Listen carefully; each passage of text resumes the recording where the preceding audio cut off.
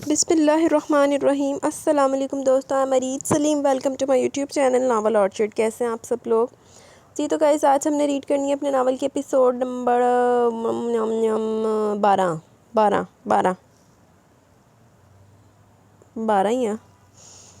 तो उससे पहले अगर आपने मेरे चैनल को सब्सक्राइब नहीं किया तो सब्सक्राइब कर लें, साथ में बेल आइकन भी प्रेस कर लें ताकि आने वाली वीडियो आपको मिलती रहे। वीडियो को लाइक शेयर कमेंट करना ना भूलें। दिमाग पता नहीं किधर मेरा हाज़िर नहीं हो रहा, हाज़िर हो जाए।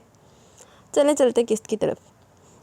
और नमाज़ पढ़ के फारिग हुई तो नज़र बेड पर बेसुध पड़े ताशफिन की तरफ गई। वो शर्टलेस आराम से बेड पर पड़ा हुआ था। दुनिया जहाँ की कोई परवाह नहीं थी। अब सुकून में था। सारी रात इसका सुकून बर्बाद करके बहुत सारी दुआएं मांगने के बाद इसके पास बैठते हुए इसके सीने पर फूंक मारती, इसके माथे पर नरमी से अपने लब रख के। वो सोते हुए बहुत मासूम लगता था, बिल्कुल किसी छोटे से बच्चे की तरह।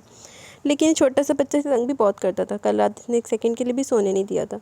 अपने मुताबिक तो इसकी अक्ल ठिकाने लगा चुका था, जबकि सुबह से अपनी बाहों से साथ करते हुए इसने साफ अल्फाज में कहा था कि वो वापस आने वाले हैं और वो भी आज ही। वो यहाँ पाकिस्तान में रहने नहीं और ना ही उन लोगों के बीच में रह सकता, इसलिए वो अपनी तैयारी पकड़े।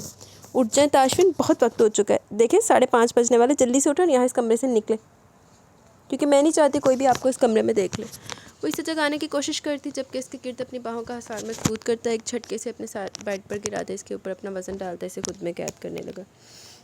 और मैं नहीं चाहता कि इस वक्त तुम मुझसे दूर जाओ। ये लम्हे मेरे लिए बहुत ख़ास है। इसके लबों को चूमते हुए एक बार फिर से इसके दिलनशी वजूद में खोने लगा। अभी 1 घंटे पहले तो इसने अपनी जान बख्शवाई थी और फिर से पकड़ी गई थी। नहीं ताशफिन, छोड़े मुझे, समझने की कोशिश करें।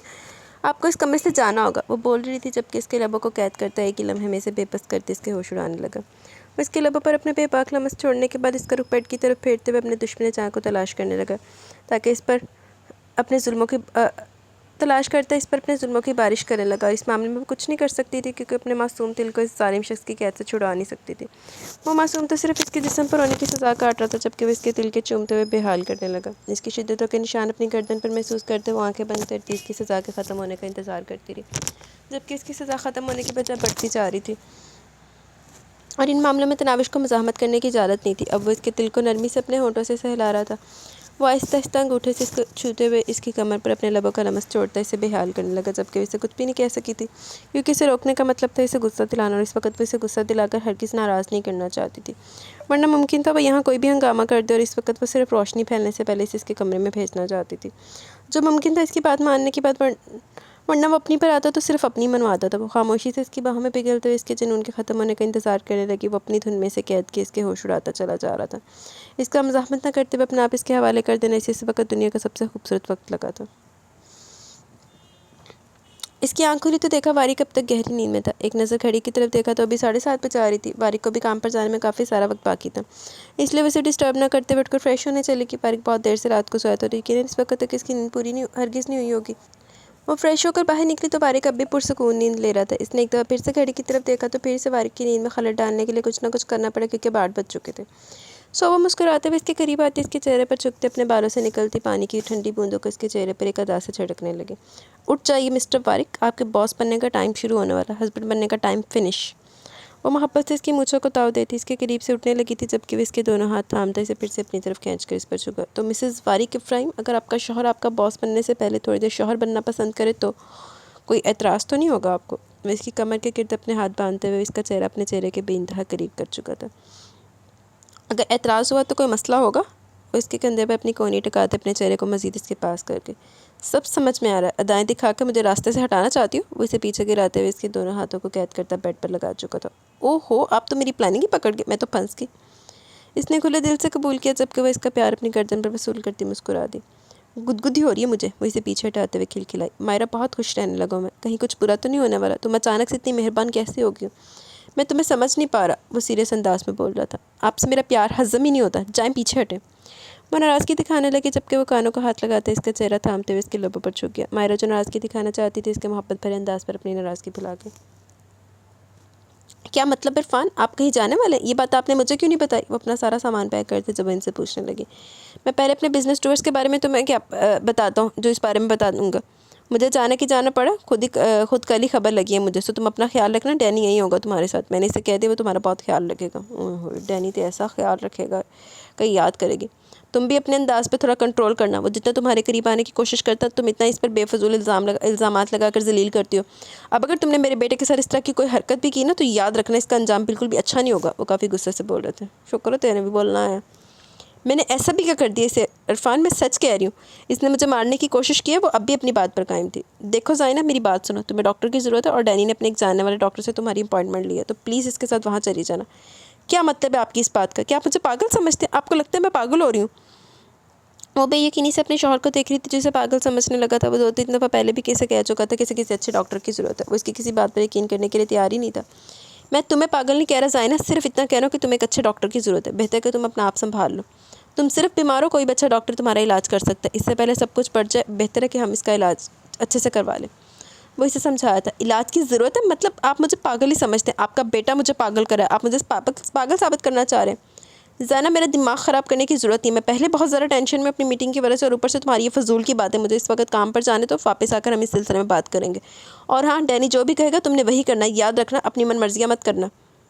डैनी का ये दोस्त हांगकांग से है सिर्फ तुम्हारे इलाज के लिए, तो बेहतर होगा तुम इससे मिलो और अच्छे से बिहेव करना डैनी के साथ भी और इसके फ्रेंड के साथ भी। वो इसे समझाते वहाँ से निकल के, जबकि ज़ाइना पीछे बाहर तक इनके पीछे। डैड, मैं आपको बहुत मिस करूँगा। वो कमरे से निकले तो डैनी इनके गले लगते हुए कहने लगा, जबकि इसे अपने साथ लगाते हुए इसके माथे को चूम चुके थे। मैं भी तुम्हें बहुत ज़्यादा मिस करूँगा मेरी जान। अपनी माँ का ख्याल रखना, इनकी तबीयत ठीक नहीं। वो प्यार से समझा रहे थे, जबकि डैनी के लब मुस्कुराए थे। इसने एक नज़र ज़ाइना की तरफ देखा, जो इसके इस तरह पूरी इसरार अंदाज में देखने पर घबरा सी गई। ऑफ कोर्स डैड, आप फिक्र ना करें, मैं हूँ ना मॉम के पास, और मेरे होते हुए भला इन्हें क्या हो सकता है। आप आराम से जाएं और आराम से वापस आएँ, मैंने डॉक्टर के पास ले जाऊँगा। वो तसल्ली दे रहा था। मुझे यकीन है मेरे बच्चे, अब मैं निकलता हूँ, मुझे देर हो रही है। मुझे वहाँ पहुँच कर तुम्हें फ़ोन करूँगा। और हाँ ज़ाइना, मैं तुम्हें बताना भूल गया, तुम्हारा फ़ोन ख़राब हो गया, पता नहीं कैसे, लेकिन तुम्हारा फ़ोन सुबह मैंने फ़र्श पर टूटा हुआ देखा है। वो इसे बताते हुए घर से निकल गए थे। मेरा फ़ोन कैसे टूट गया? तुमने तोड़ा ना मेरा फ़ोन, तुमने मेरा फ़ोन ख़राब कर दिया ताकि मैं अपने शौहर से रब्ता ना कर सकूँ। बड़ी गल है, इतने साल तेरे बगैर ये औरत इरफान दी किद्दां बन के रह गई। सब समझ में आ रहा है मुझे डैनी, तुम बहुत बुरे इंसान हो। तुम्हें क्या लगता है मैं सब कुछ करके क्या हासिल कर लोगे तुम? वो ऊंची ऊंची आवाज़ में चिल्ला रही थी, जबकि डैनी पुरसुकून अंदाज में सोफे पर बैठ गया। इंसाफ हासिल करूँगा मैं मॉम, अपनी माँ के लिए, जिसे तुमने मार डाला। ये मत सोचना कि तुम्हारे किए की सज़ा तुम्हें नहीं मिलेगी। वो खुलकर सामने आया, जबकि इसके अंदाज पर हंसती। मुझे कातिल साबित करना चाहते हो? अपनी माँ को इंसाफ दिलाना चाहते हो? कैसे दिलाओगे अपनी माँ को इंसाफ? क्या सबूत है तुम्हारे पास कि तुम्हारी माँ को मैंने मारा है? जल्द सबूत मिल जाएगा तुम्हें, तुम खुद दोगी सबूत, बहुत जल्द, जब तुम अपनी ज़ुबान से इकरार करोगे कि तुमने ऐसा किया। वो यकीन से कह रहा था, जबकि इसकी बात पर खुलकर हंसने लगे। तुम कल भी बच्चे थे, आज भी बच्चे हो। अपने ख्वाब लेकर अपनी माँ की तरह कब्र में चले जाओगे, लेकिन मेरे खिलाफ तुम्हें सबूत नहीं मिलेगा। मेरे खिलाफ तो वो सबूत नहीं पेश कर सका जिसके पास सबूत है। तुम क्या चीज़ हो? वो गरूर से कहते अंदर की तरफ चली गई, जबकि इसने इसके अंदाज पर ज़रा को रिस्पॉन्स नहीं दिया, क्योंकि जो कुछ वो सोच रहा था वो इसके वहमो गुमान में भी नहीं था। इसके हर सवाल का जवाब इस अंदाज में देने वाला था, वो कुछ पूछने के काबिल भी नहीं रहती।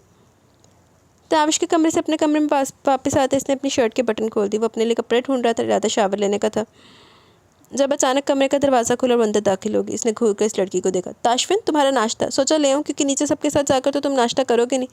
वैसे तुम अपने लिए कपड़े निकालो, लाओ मैं तुम्हारी कुछ मदद कर देती हूँ। सदफ बेबाकी से इसके पास आते हुए कहने लगी, जबकि अपनी शर्ट के अगले बटन जल्दी जल्दी लगाते हुए इसे मना करने लगा।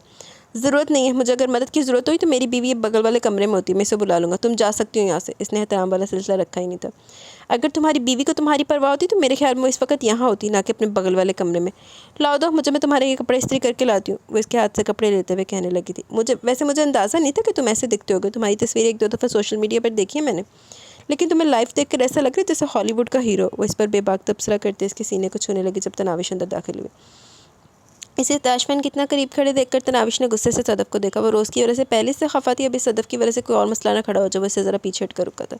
सदफ़ बाजी, आप यहाँ क्या करिए? चलिए नीचे, चलिए नाश्ता लग गया। और आपने कौन सी शर्ट इस्त्री करवानी है? ये वाली। इसके आस्तीन बिल्कुल छोटे छोटे हैं, बहुत शौक है बॉडी की नुमाइश करवाने का। वो शर्ट सदफ़ के हाथों से लेकर इस पर फेंकते हुए खुद ही इसके लिए शर्ट निकालती इन दोनों के बीच में आकर रुकी थी। ये वाली ठीक रहेगी। पीछे हटे ताशमन, रास्ते में क्यों खड़े? और भी काम है मुझे, सिर्फ आपको कपड़े नहीं देने मैंने। वो जल्दी जल्दी से पीछे हटाते हुए इस्त्री स्टैंड के पास आती से सदफ़ से दूर करती इसकी शर्ट इस्त्री करने लगी। तुम इसके काम क्यों कर रही हो? क्या पता, क्या वारिक को पता? मैं नहीं करूँगी तो और कौन करेगा? इनकी बीवी मैं हूँ, तो इनके काम भी मुझे ही करना है ना। और आप यहाँ पर क्यों खड़ी हैं? नीचे चले जाकर नाश्ता करो। और ये नाश्ता आपको यहाँ लाने की ज़रूरत नहीं है, इसे भी नीचे ले जाएं। मैं और ताशफिन नीचे ही नाश्ता करेंगे। ताशफिन खड़े क्या हैं? जाए नहाने के लिए। वो जल्दी जल्दी से सदफ़ की निगाहों से दूर हटाना चाहती थी, जबकि इसका गुस्सा देखते वाशरूम में घुस गया। अब सदफ़ में मज़ीद वहाँ एक सेकंड नहीं रुकना चाहती थी। ओए होए, सदफ़ से मैं लगा मायरा को बिस्तो होने वाला कोटा पूरा कर लेता हूँ ना, तनाविश को बिस्तो होने दीवारी आ गई थी। इसका दिमाग ख़राब था जो अपनी माँ की बात सुनकर यहाँ इस कमरे में चली आई। इसकी माँ का मानना था मायरा तेज़ किस्म की लड़की है, वो आसानी से वारिक पर इसे कब्ज़ा नहीं करने देगी। लेकिन तनाविश सीधी सादी, अगर तुम ताशफिन और तनाविश के बीच आ जाओगे तो फ़ायदा हमें ही होगा, क्योंकि ताशफिन भी तो आधी जायदाद का मालिक है। लेकिन अभी से लग रहा था तनाविश भी सीधी सादी नहीं रही। वो ट्रे लेकर कमरे से बाहर निकली तो इसकी शर्ट इस्त्री करके बेड पर फैलाने लगी। मक्खियाँ बहुत है इस घर में, ज़्यादा खुला घूमने की ज़रूरत नहीं है। कपड़े बाहर बेड पर रखे और दरवाज़ा मैं बंद करके जा रही हूँ। हर वक्त आपके साथ नहीं रहूँगी आपकी इज्जत की हिफाजत करने के लिए। बाहर से इसे अच्छा खासा सुनाकर कमरे से निकली, जबकि अंदर इसके जलन भरे अंदाज पर खुलकर हंसा था। इसका ये अंदाजे से बहुत ज़्यादा अच्छा लग रहा था। अब जल्दी जल्दी नहा रहा था ताकि नीचे जा सके। इसका इरादा तनाविश के साथ मिलकर नाश्ता करने का था, वो भी वारिक के सामने बैठकर, ताकि वारिक को पता चले वो तनाविश पर क्या हक रखता है और वो जब चाहे अपनी बीवी को यहाँ से लेकर जा सकता है। और वैसे भी अब यहाँ रहने वाला भी नहीं था। इसका इरादा आज ही शाम की फ़्लाइट से वापस जाने का था। यही बात वो सबको बताने वाला था। हाँ, तैरना तो ज़रूर जाएगी हुनो। वो नाश्ता करने के लिए नीचे आया तो सब लोग खुश हो गए, क्योंकि किसी को भी उम्मीद नहीं थी कि वो नीचे सबके साथ नाश्ता करेगा, जबकि वो तो तनाविश के साथ वाली कुर्सी भी खींच कर बैठ चुका था। जब वारिक ने इन दोनों को घूर कर देखा, इसका गुस्सा देखकर तनाविश जल्दी से उठने लगी। जब ताशफिन ने बाजू पकड़ कर इसे वापस अपने करीब बिठाया। क्या हुआ डार्लिंग, क्या करंट लग गया सीट से जो भाग रही हो? आराम से बैठो, नाश्ता करते। तुमने तो मेरे लिए कुछ बनाया नहीं होगा। खैर मायरी, तुमने क्या बनाया? वो सारे डोंगों पर से ढक्कन हटाते हुए इसे बेतकलीफी से पूछ रहा था। यार मैंने तो सिर्फ अंडा पराठा बनाया, वो भी वारिक के लिए। ये लो अंडा तुम खा लो, पराठा वारिक की खाएंगे, क्योंकि तुम्हारे खाने के काबिल नहीं है। और वैसे भी मेरा बनाया के पराठा सिर्फ वारिक ही खा सकते हैं। ओए होए, वो अपने बनाए हुए नाश्ते को देखती वारिक के आगे से अंडा हटाते हुए इसे दे चुकी थी। ओ ग्रेट यार, थैंक यू, ये तो शक्ल से बहुत अच्छा लग रहा है, खा के टेस्ट करता हूँ। वो जल्दी जल्दी कांटा लिए इसे चेक करने लगा। वाह यार, तुम तो यहाँ आकर मास्टर शेफ़ बन गई हो, क्या कमाल का अंडा बनाया तुमने। वो खुलकर इसकी तारीफ़ करने लगा तो मायरा ने वारिक को इशारा किया और अपने काम की दाद चाहिए, जबकि वो नफ़ी में सर लाता अपना पराठा खाने लगा था। तुम भी खाओ ना, देखो कितना अच्छा बनाया तुम्हारी भाभी ने, तारीफ़ करो इसकी। वो थोड़ा सा अंडा तोड़कर ज़बरदस्ती तनाविश के मुंह में डाल चुका था, जबकि इसकी इस बेबाक हरकत पर सदर व खाला का तो मुंह खुल गया, जबकि अम्मा नज़र झुकाकर हंसती थी। ये सारी हरकतें ना कमरे के अंदर अच्छी लगती हैं ताशफिन बेटा, तुम्हें इस घर के असूल पता नहीं है, खाला ने बोलना ज़रूर समझा। ओए होए, फिर भी तो होएगी हूँ खाला। घर के असूल घर के मालिक बनाते हैं, मेहमान नहीं। खाला जी, आपको नहीं लगता आप घर के मामलों में कुछ ज़्यादा ही टांग अड़ाती हैं? जिस तरह इनका ठंडे लहजे में तंज है, इसने इसी तरह ठंडे लहजे में इसका जवाब दिया। खैर हम जा रहे हैं वापस आज शाम की फ़्लाइट से, सोचा बता दो सबको। इसने सबकी तरफ देखते हुए खासकर वारिक पर निगाहें जमाई थी। शौक से जाओ, लेकिन मेरी बहन तुम्हारे साथ नहीं जाएगी, वारिक ने फैसला किया। अच्छा, तो ज़रा ये बात तुम अपनी बहन से कहो, पूछो ये क्या चाहती है। वो पुरसुकून अंदाज में नाश्ता करते हुए सारी बातें नाविश पर डाल चुका था, क्योंकि कल रात के बारे से यकीन था वो भी इनकार नहीं करेगी, वरना इनकार का अंजाम बहुत अच्छे तरीके से जानती थी। कल रात इसकी शिद्दत इसे भूली तो हरगिज़ नहीं होंगी। मैं वही करूँगी जो मेरे भाई कहते हैं। ताशफिन, कल भी आपको बताया था, अब भी बता रही हूँ, ये मत सोचेगा मैं आपकी किसी बात से खौफज़दा हो जाऊँगी। मुझे डर नहीं लगता आपसे। मैं यहाँ से कहीं नहीं जाऊँगी जब तक मेरा भाई नहीं जाएगा। अब अगर जाना चाहें आप तो जा सकते हैं, वो भी पुरसुकून अंदाज में बोली। इसका इतना ठंडा जवाब ताशफिन को सचमुच में हैरान कर गया। मेरा नहीं ख्याल कि अब मुझे मेरी बहन से कुछ भी पूछने की ज़रूरत है, वारिक उठकर खड़ा होते हुए मुस्कुराया था। बकवास करती है, इसे तो मैं अपने साथ आज लेकर ही जाऊँगा। ये होती कौन है मेरे साथ ना चलने वाली? बस बहुत बर्दाश्त कर लिया मैंने, ज़बरदस्ती तो ज़बरदस्ती से, लेकिन इसे तो मैं अपने साथ लेकर जाऊँगा। तुम यहाँ से अकेले ही वापस जाओगे ताशफिन, मेरी बहन तुम्हारे साथ नहीं जाएगी, वो यकीन से कह रहा था। मैं यहाँ से जाऊँगा तो अपनी बीवी को साथ लेकर जाऊँगा, देखता हूँ मुझे कौन रोकता है। ठीक है ताशफिन बेटा, ये तुम दोनों का निजी मामला है, हम इसमें नहीं पड़ेंगे, लेकिन जब तक तनाविश की अपनी मर्ज़ी नहीं होगी इस घर से जाने की, तब तक तुम इसे ज़बरदस्ती अपने साथ नहीं लेकर जा सकते। ये तुमसे रूठ कर आई है इस मान के साथ कि तुम इसे मनाने आओगे, और तुम इसे मनाने के बजाय इस पर धौंस जमा रहे हो। इस तरह से रिश्ते नहीं बनते मेरे बच्चे। अगर तुम इसे लेकर जाना चाहते हो तो मना कर ले जाओ। इससे पहले कि इनकी बात पड़ती या लड़ाई शुरू हो जाती, अम्मा ने बीच में बोलकर सारा मामला ही हल कर दिया। ये अपनी मर्ज़ी से मेरे साथ जाना चाहेगी, इसने यकीन से कहा। तो ठीक है, जब ये अपनी मर्ज़ी से आकर हमें कहती है कि इसे अपने शौहर के साथ जाना, तो हम खुद इसे खुशी खुशी तुम्हारे साथ भेज देंगे। अम्मा ने बात खत्म करते हुए बर्तन उठाकर किचन का रुख किया, जबकि वह नाराज़गी भरी निगाह इस पर डालता कमरे की तरफ चला गया। इतनी बुरी हो तुम तनाविश, अब बैठी टेबल को क्या घूरी हो? जाकर मनाओ मेरे दोस्त को। मायरा को बड़ा गुस्सा है इसकी हरकत पर। तुम्हारा मामला नहीं, तुम्हें बीच में पड़ने की ज़रूरत नहीं है, वारिक ने इससे कहा। आपका मामला नहीं है, आपको भी बीच में पड़ने की ज़रूरत नहीं है। चले जाकर तैयार हो, ऑफिस नहीं जाना क्या? वो इसे घूरते हुए अपने कमरे की तरफ बढ़ गई, जबकि एक नज़र तनाविश को देखते इसके झुके सर पर हाथ फेरते अपने कमरे की तरफ बढ़ गया। क्या गारंटी है कि आप मेरा काम कर देंगे और बीच में कोई मसला नहीं होगा? ठीक है जी जी, आप जितने पैसे मांगेंगे मैं आपको देने के लिए तैयार हूँ। बल्कि मेरे बाबा ने अपनी 90% जायदाद मेरे नाम की है, मैं इसमें से 50% आपको दूंगा। मैं नहीं जानता मेरी 90% जायदाद कितनी है, मैंने कभी इन चीज़ों पर गौर नहीं किया, लेकिन मेरे बाबा के मुताबिक अगर मेरी 7 नस्लें भी बैठकर खाएं तो भी ये दौलत ख़त्म नहीं होगी। वो फ़ोन कान से लगा छत पर इधर से उधर घूम रहा था। ठीक है, तो डील डन कीजिए, मैं आपकी शर्त मानने के लिए तैयार हूँ। मैं आज ही अपनी जायदाद के कागजात बनवा लूँगा, लेकिन आप अपनी बात से मुकर नहीं सकते। मैं इसे पागल खाने में देखना चाहता हूँ। समझ रहे हैं आप मेरी बात को? इसने अपनी माँ के आखिरी वक्त में इसने मेरी माँ के आखिरी वक्त में इन्हें इतना मेंटली टॉर्चर किया था कि वो अपनी हालत किसी को बता भी नहीं सकी। मैं चाहता हूँ कि वो सिर्फ मेरी माँ को सोचे, सिर्फ मेरी माँ को देखे। आप समझ रहे हैं ना, वो पूरी प्लानिंग कर रहा था, जबकि दूसरी तरफ मौजूद इंसान इसे यकीन दिला रहा था कि जैसा वो सोच रहा बिल्कुल वैसा ही होगा। वाह रे डैनी, ये क्या, आज तुम मेरे साथ ऑफिस जा रही हो? इसे अपनी गाड़ी की फ्रंट सीट खोलते देखकर वारिक ने पूछा। हाँ, मैं आज आपके साथ ऑफिस जाने वाली हूँ। आप मुझे ऑफिस से तकरीबन थोड़े से फासले पर उतार दीजिएगा, फिर मैं आगे खुद ही चली जाऊँगी। फजूल में ड्राइवर को तकलीफ देने की क्या ज़रूरत है? आपने भी वही जाना और मैंने भी। हाँ, बात तो दुरुस्त है तुम्हारी, लेकिन मैं तुम्हें फासले पर क्यों उतारूंगा? मैं तुम्हें अपने ऑफिस के सामने उतारूंगा। हमारी मंजिल भी तो एक ही है ना। वो इसकी तरफ देखते हुए बोला तो मायरा नफ़ी में सर हिलाया। नहीं, मैं किसी को नहीं बताना चाहती कि आप मेरे मिस्टर हस्बैंड हैं डियर मुच्छड़। आप वहाँ पर सिर्फ मेरे बॉस हैं और वही रहेंगे। हाँ, लेकिन अपनी सेक्रेटरी को कह दीजिएगा मुझ पर ज़्यादा हुक्म चलाने की ज़रूरत नहीं। मुझे इसका अंदाज़ बिल्कुल पसंद नहीं, और ये आप इसे ऑफिस में बार बार क्यों बुलाते हैं? बेहतर होगा कि वो बार बार आपके ऑफिस में ना आए, वरना। इसने वरना कहकर धमकी दी, जिस पर वो सर को खम देता मुस्कुरा दिया। इसका अचानक यह बदला बदला अंदाज वारिक को समझ नहीं आ रहा था। वो इसकी मोहब्बतों को कबूल करी थी, इसके साथ जुड़े रिश्ते को कबूल करी थी। वो कोई फजूल बहस नहीं करी थी। इसके सामने वो समझ नहीं पा रहा था कि इसके दिमाग में क्या चल रहा है, लेकिन वो मायरा को ऐसे ही देखना चाहता था। अगर वो इसके साथ इस तरह से सुकून से ज़िंदगी गुजारने के लिए तैयार हो जाए तो वो भी खुशी खुशी इसकी हर बात मान सकता था। हाँ, लेकिन सिर्फ जायज़ बात। रात इसने नाजायज़ बात की थी, वो इसकी हर बात मान सकता था, लेकिन अपने घर वालों से, अपनी फैमिली से दूर होकर हरगिज़ नहीं। वो जानता था वो इब्राहिम से दूर जाने के अलग घर की बात करी थी, ना कि सदफ़ को लेकर। इसे कोई इनसिक्योरिटी थी, लेकिन इसने इस बात को गलत रंग दे दिया था। वो सिर्फ एक गलत फहमी का शिकार थी। वो इब्राहिम को बहुत गलत समझती थी। ऐसे इसे यकीन था कि वो जल्दी इसकी गलत फहमी दूर कर देगा। इसे बता पाएगा कि इन सब चीज़ों में इब्राहिम की कोई गलती नहीं, बल्कि इसके चाचा बदर खान की है, और इसके लिए ज़रूरी था कि वो इसको समझे। और मायरा के अंदाजे से उम्मीद दिलवा रहा था, सब कुछ ठीक होने की उम्मीद। लेट्स सी की बंदा।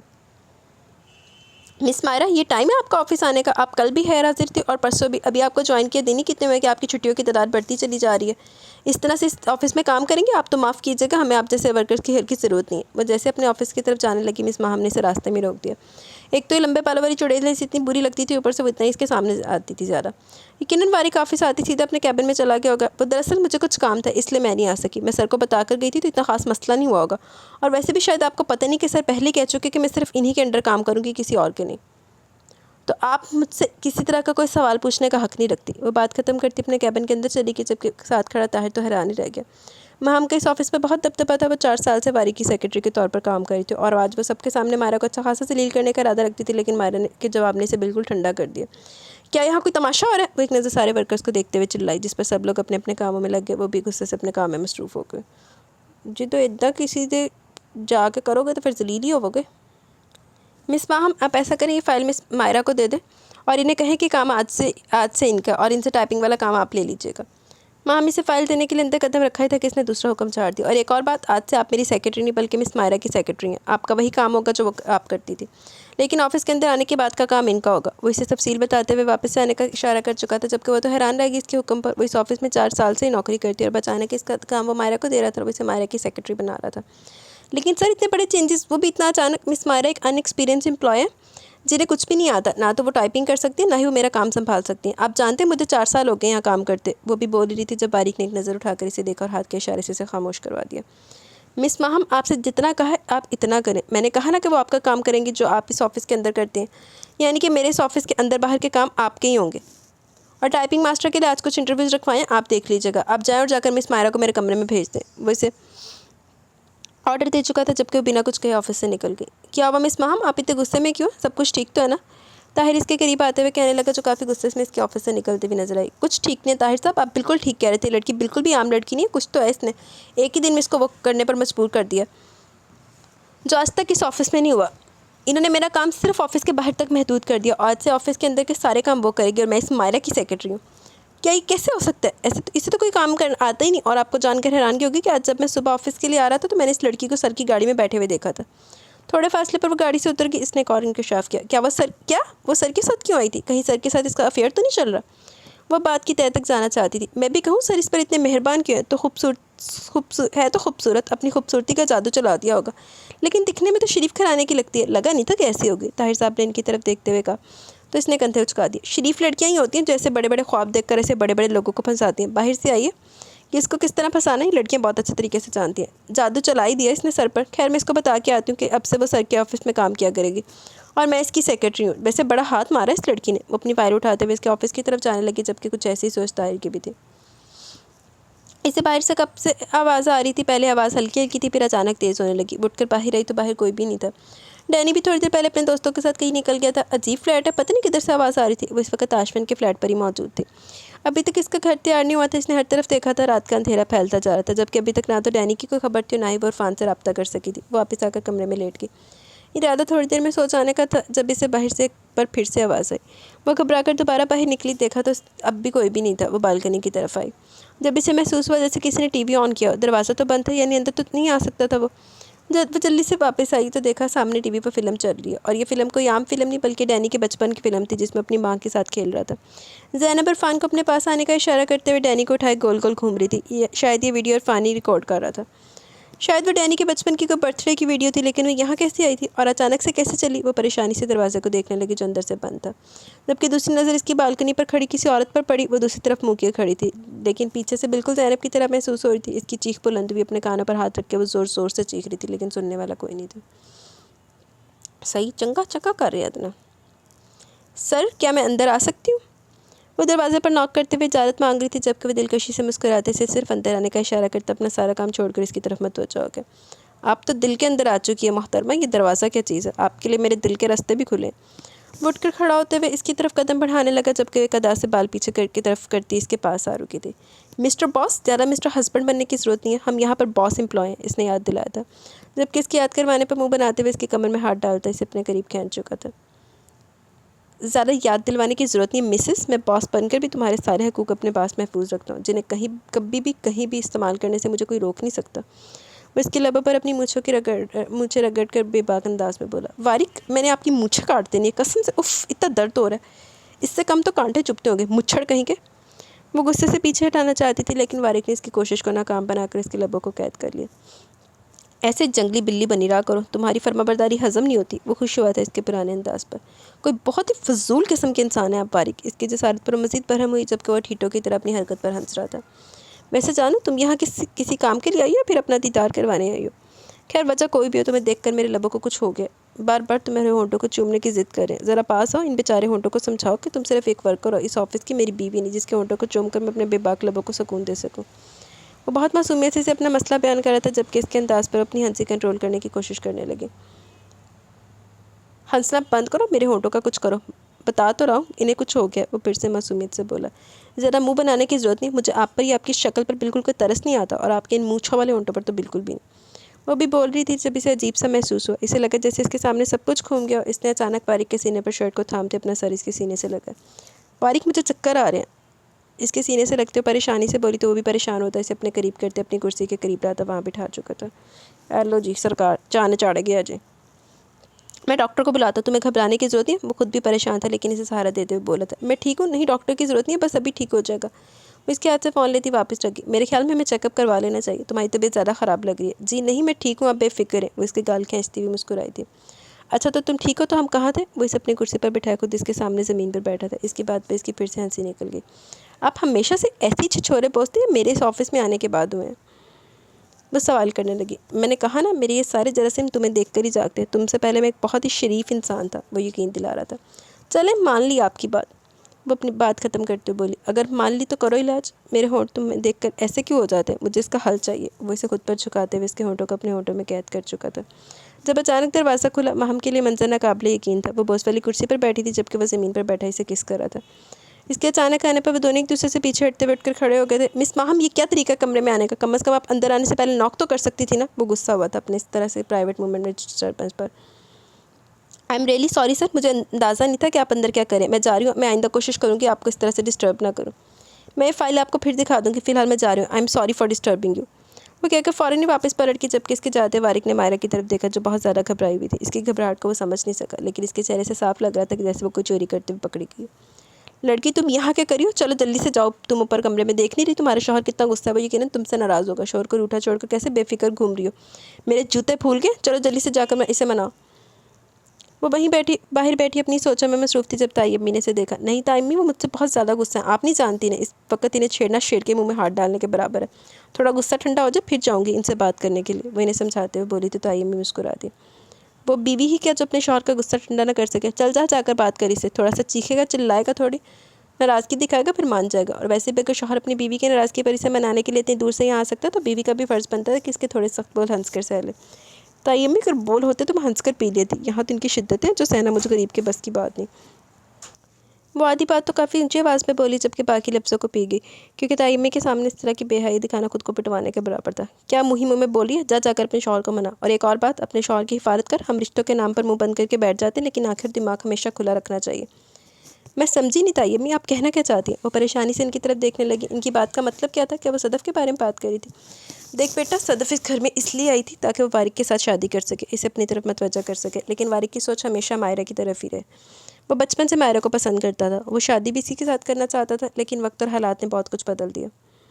मेरी बहन सारी ज़िंदगी अपना घर नहीं बसा सकी, इसके होते हुए इस शौहर ने दूसरी शादी कर ली। तलाक के डर से मेरी बहन ने सौतन को बर्दाश्त कर लिया, लेकिन कब तक बर्दाश्त करती? वो सालों से अपनी बेटी को लेकर यहाँ रहती आई है। एक हफ्ता अपने घर में रहती तो बाकी सारा वक्त यहाँ पर गुजार लेती थी, जिस पर शौहर को इतराज़ था। तेरे बड़े तय से अपनी बेटी की तरह समझते थे, मुरब्बत में कभी कह नहीं सके कि अपना घर बसा। और फिर शौहर ने दूसरी शादी कर ली तो इसे बहाना मिल गया यहाँ रहने का। इसे अपने शौहर की मेहनत का वो 2 कमरे वाला मकान पसंद नहीं। इसका मकसद इब्राहिम और ज़ायना के तलाक करवाने के बाद इस घर में आने का था, लेकिन किस्मत में कुछ और ही लिखा था।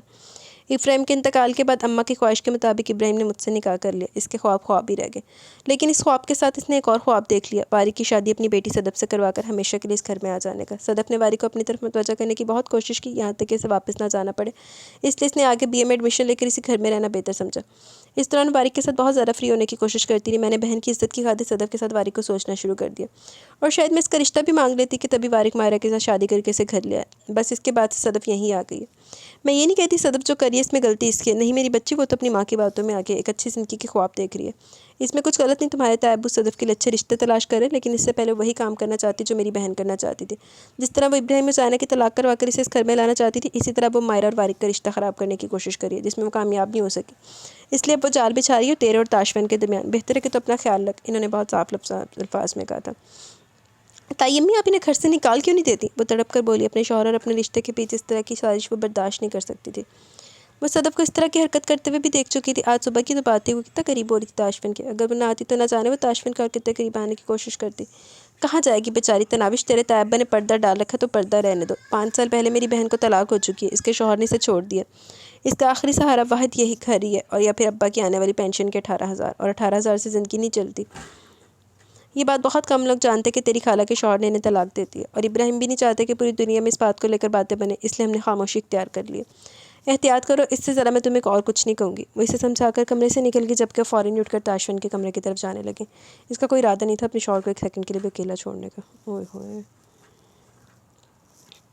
सदफ़ दी प्रेजेंस से बंदा भी नहीं। अब क्या होगा वारिक, इसने तो देख लिया हमें, ये सबको बता दे कि यहाँ अंदर क्या हो रहा था, सब लोग क्या सोचेंगे। मैं बाहर जा रही हूँ। इसकी तरफ देखते हुए बाहर जाने लगी थी, जब इसका हाथ थाम कर इसे अपनी तरफ खींचने लगा। जान, कोई यहाँ कौन होता है कुछ भी सोचने वाला? तुम मेरी बीवी हो मायरा, तुम्हारे पर उठने वाले हर सवाल का जवाब मैं दूंगा। वो इसे बेफिक्र कर रहा था। नहीं वारिक, मैंने आपको बताया था ना, मैं किसी को नहीं बताना चाहती। प्लीज़ कुछ करे वारिक, इससे पहले रिलैक्स, कुछ नहीं होगा, कुछ भी नहीं होगा। मैं हूँ ना यहाँ तुम्हारे साथ, तुम्हें फ़िक्र करने की बिल्कुल ज़रूरत नहीं है। वो इसकी तरफ देखते हुए बोला, जब दरवाजे पर फिर से दस्तक हुई। रिलैक्स जान। वो इसे रिलैक्स करते दस्तक की तरफ मतवज्जा हुआ। कम इन। वो कुर्सी खींचते हुए इस पर बैठता बाहर मौजूद इंसान को अंदर आने की इजाज़त दे चुका था, जब ताहिर साहब का चेहरा नजर आया। सर, मीटिंग के लिए क्लाइंट्स आ गए। मैम आपको यही बताने के लिए आई थी। तो आ जाए सर, तो आ जाए सर, वैसे भी मीटिंग शुरू करना चाहते हैं। वो लोग वो बात ख़त्म करते हुए वहाँ से निकल गए थे, जबकि वो अब तक परेशान से कर दी। रिलैक्स जान, चलो आओ मीटिंग अटेंड करते हैं। इसकी घबराई हुई शक्ल देखकर वो मुस्कुराते हुए इसका हाथ थामते से बाहर की तरफ ले आया था। वारिक, क्या करें, आप सब लोग क्या सोचेंगे? और वैसे भी मीटिंग में वर्कर्स तो नहीं होते हैं ना? वो परेशानी से बोली थी। किसी की औकात नहीं कि वो मिसेस वारिक इब्राहिम के ख़िलाफ़ एक लफ्ज़ भी सोच सके।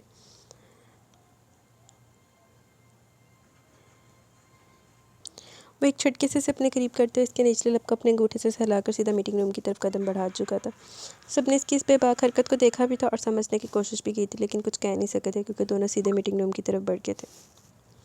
हम किसी मामूली एम्प्लॉय के सामने ये मीटिंग करेंगे? आपने तो कहा था कि हमारी मीटिंग के दौरान आपकी वर्कर भी यहाँ पर मौजूद नहीं होंगे। वो क्लाइंट से एक नज़र मायरा को देखते हुए माहम की मौजूदगी को भी नोट कर चुके थे। जी जनाब, बिल्कुल ऐसा ही है, कोई भी बाहर का एम्प्लॉय यहाँ शामिल नहीं है।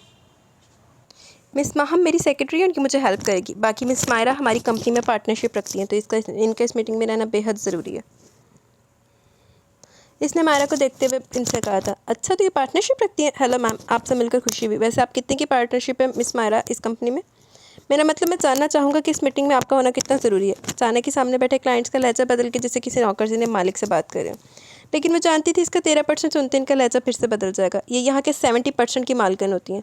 और अब अगर आपने प्रॉपर्टी का एस्टीमेट लगा दिया तो हम मीटिंग शुरू करें। मेरा नहीं ख्याल कि अब आपको मिस मायरा की मौजूदगी से कोई मसला होगा। वो इनकी तरफ देखकर मुस्कुराते हुए बोला तो वहाँ फ़ौरन हाँ में सिर लाते मीटिंग की शुरुआत कर चुके थे, जबकि वहाँ पर तो जैसे हैदों के पहाड़ टूट रहे थे। ओए होए, क्या मैं कमरे में आ सकती हूँ? वो आधी से ज़्यादा अंदर झांकते हुए इसे देख रही थी। ताशविन एक निगाह उठाकर इसे देखा, फिर चेहरा फेरते अपने मोबाइल में मसरूफ़ हो गया।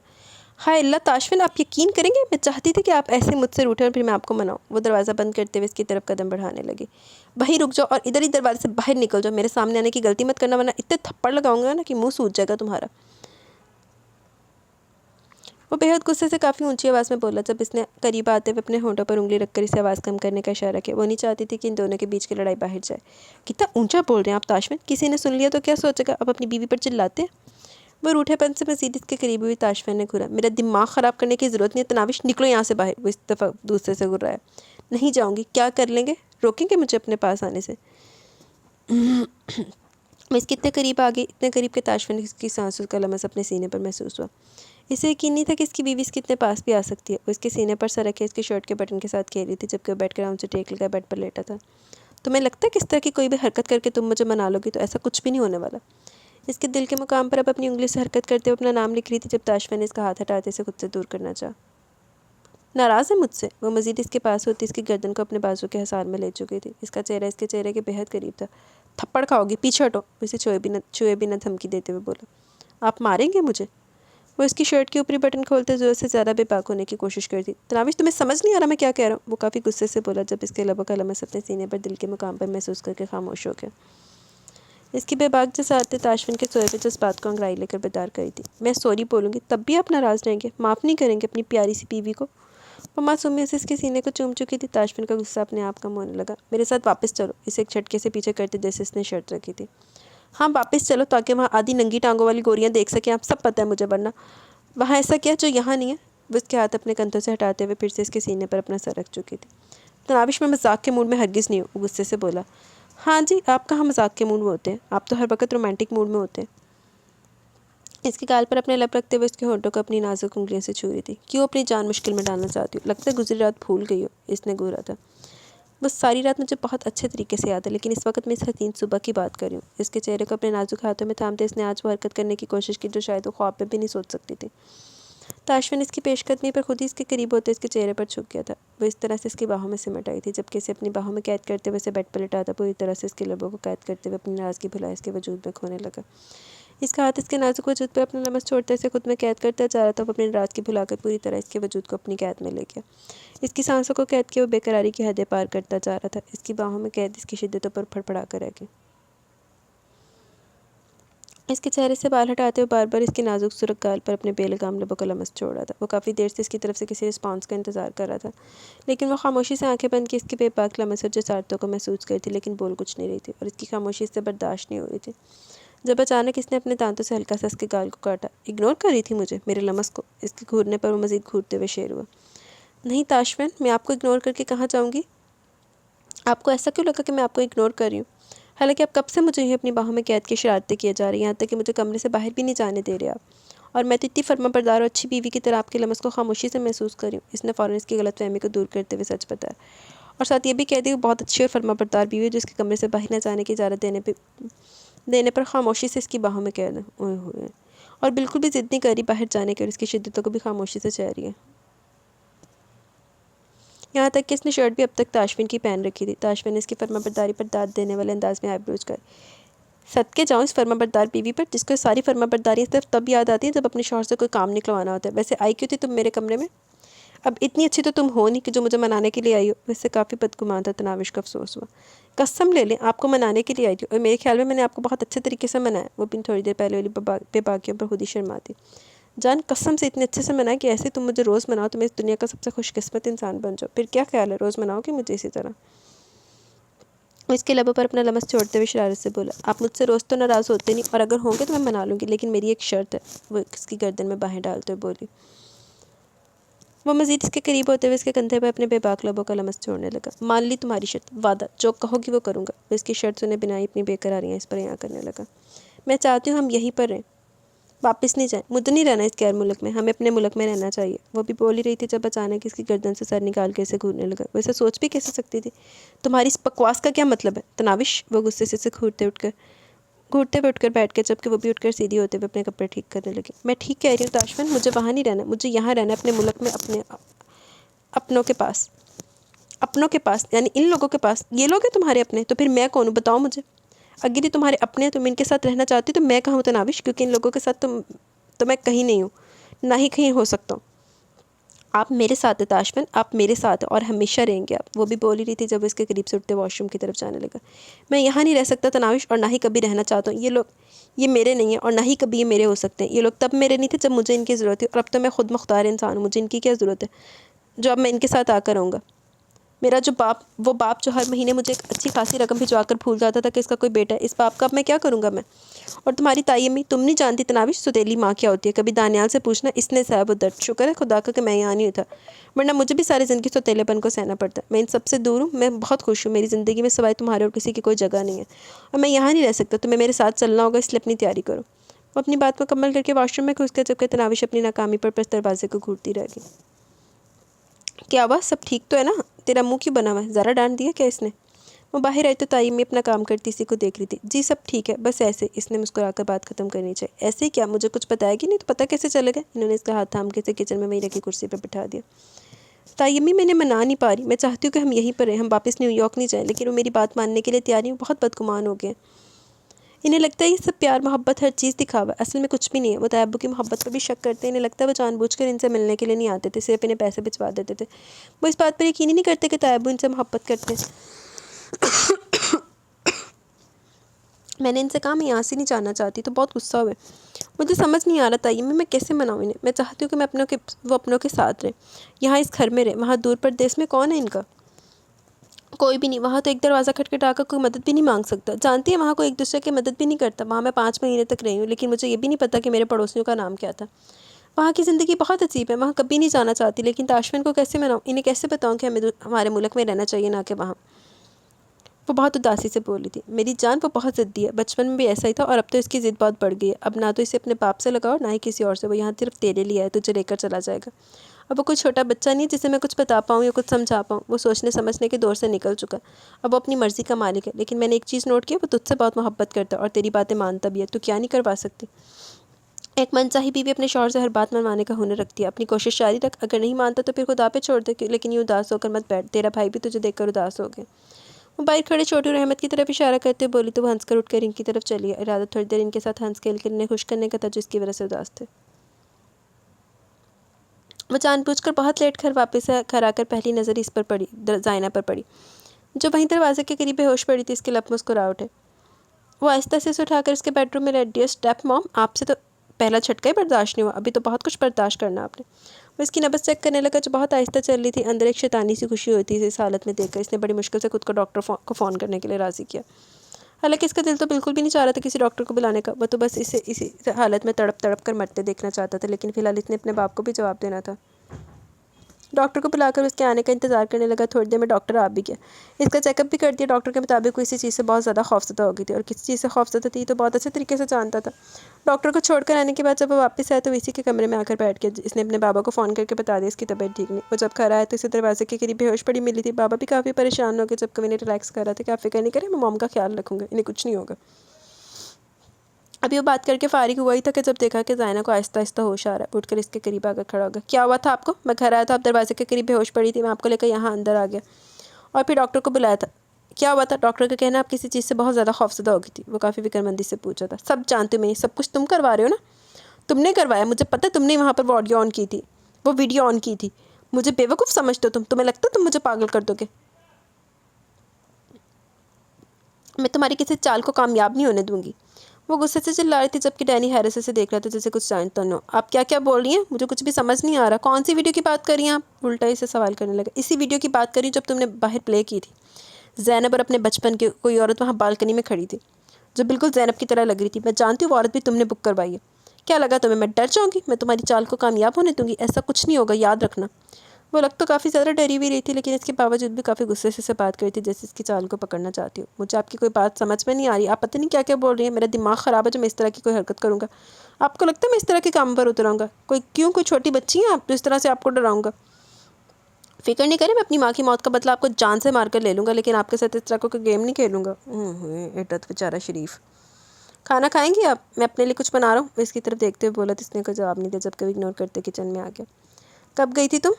वो खाना बनाते हुए फ़ोन कान से लगाए पूछने लगा। जैसे तुम्हारी स्टेप मदर बेहोश हुई मैं वहाँ से निकल गई थी। मैं तो खुद इतनी ज़्यादा डर गई थी, तुम्हें क्या बताऊँ। तुम्हारी स्टेप मदर इतने ज़ोर से चीखी है ना, हद नहीं, मैं पहले बता रही हूँ। मैं इसके बाद अकेले में तुम्हारी मॉम के साथ नहीं रहूँगी, मुझे खुद डर लगने लगा। ओए होए, देखो जो ये डराना इसी ही डर दी भी। वो काफ़ी सहमे हुए अंदाज में बोली तो डैनी का कहका बुलंद हुआ। तुम भी ना निशा हद करती हो। तुम तो कह रही थी कि तुम हर तरह की एक्टिंग कर लेती, कोई मसला नहीं होगा, और अब तुम पहले सीन के बाद मेरा साथ छोड़ी हो। वो थोड़ा उदास हुआ। अरे स्टूपिड, मैं तुम्हारा साथ नहीं छोड़ी, बस तुम्हें बता रही हूँ कि तुम्हारी मॉम चीखती बहुत है। पता नहीं ये पागल होंगी या नहीं, लेकिन इनकी चीखें सुन सुनकर मैं पागल हो जाऊंगी। खैर छोड़ो इन बातों को, ये बताओ कि कब मिल रहे हो मुझसे? तुमने कहा था अपने फादर की आती तो मेरे घर भेजोगे, कब तक आ रहे तुम्हारे फादर? मेरे घर में मेरी शादी की बातें चल रही हैं। मेरी जान, तुम्हें देखकर पहला झटका तो मेरे बाबा को लगेगा, और दूसरा झटका इस औरत को जिसने मेरी ज़िंदगी बर्बाद किया, क्योंकि ये मुझसे कह रही थी कि बालकनी में कोई ज़ैनब जैसी औरत खड़ी थी। तुम्हें देखकर ही तो मुझे तुमसे मोहब्बत हुई थी, और तुम फिक्र मत करो, इस ज़ैनब जैसी औरत को मैं बहुत जल्द अपनी ज़िंदगी में शामिल कर लूँगा, और इससे पहले इस औरत को मैं अपनी ज़िंदगी से निकालना चाहता हूँ। तुम बस मेरा ये काम कर दो, फिर मेरे बाबा तुम्हारे घर आ जाएंगे।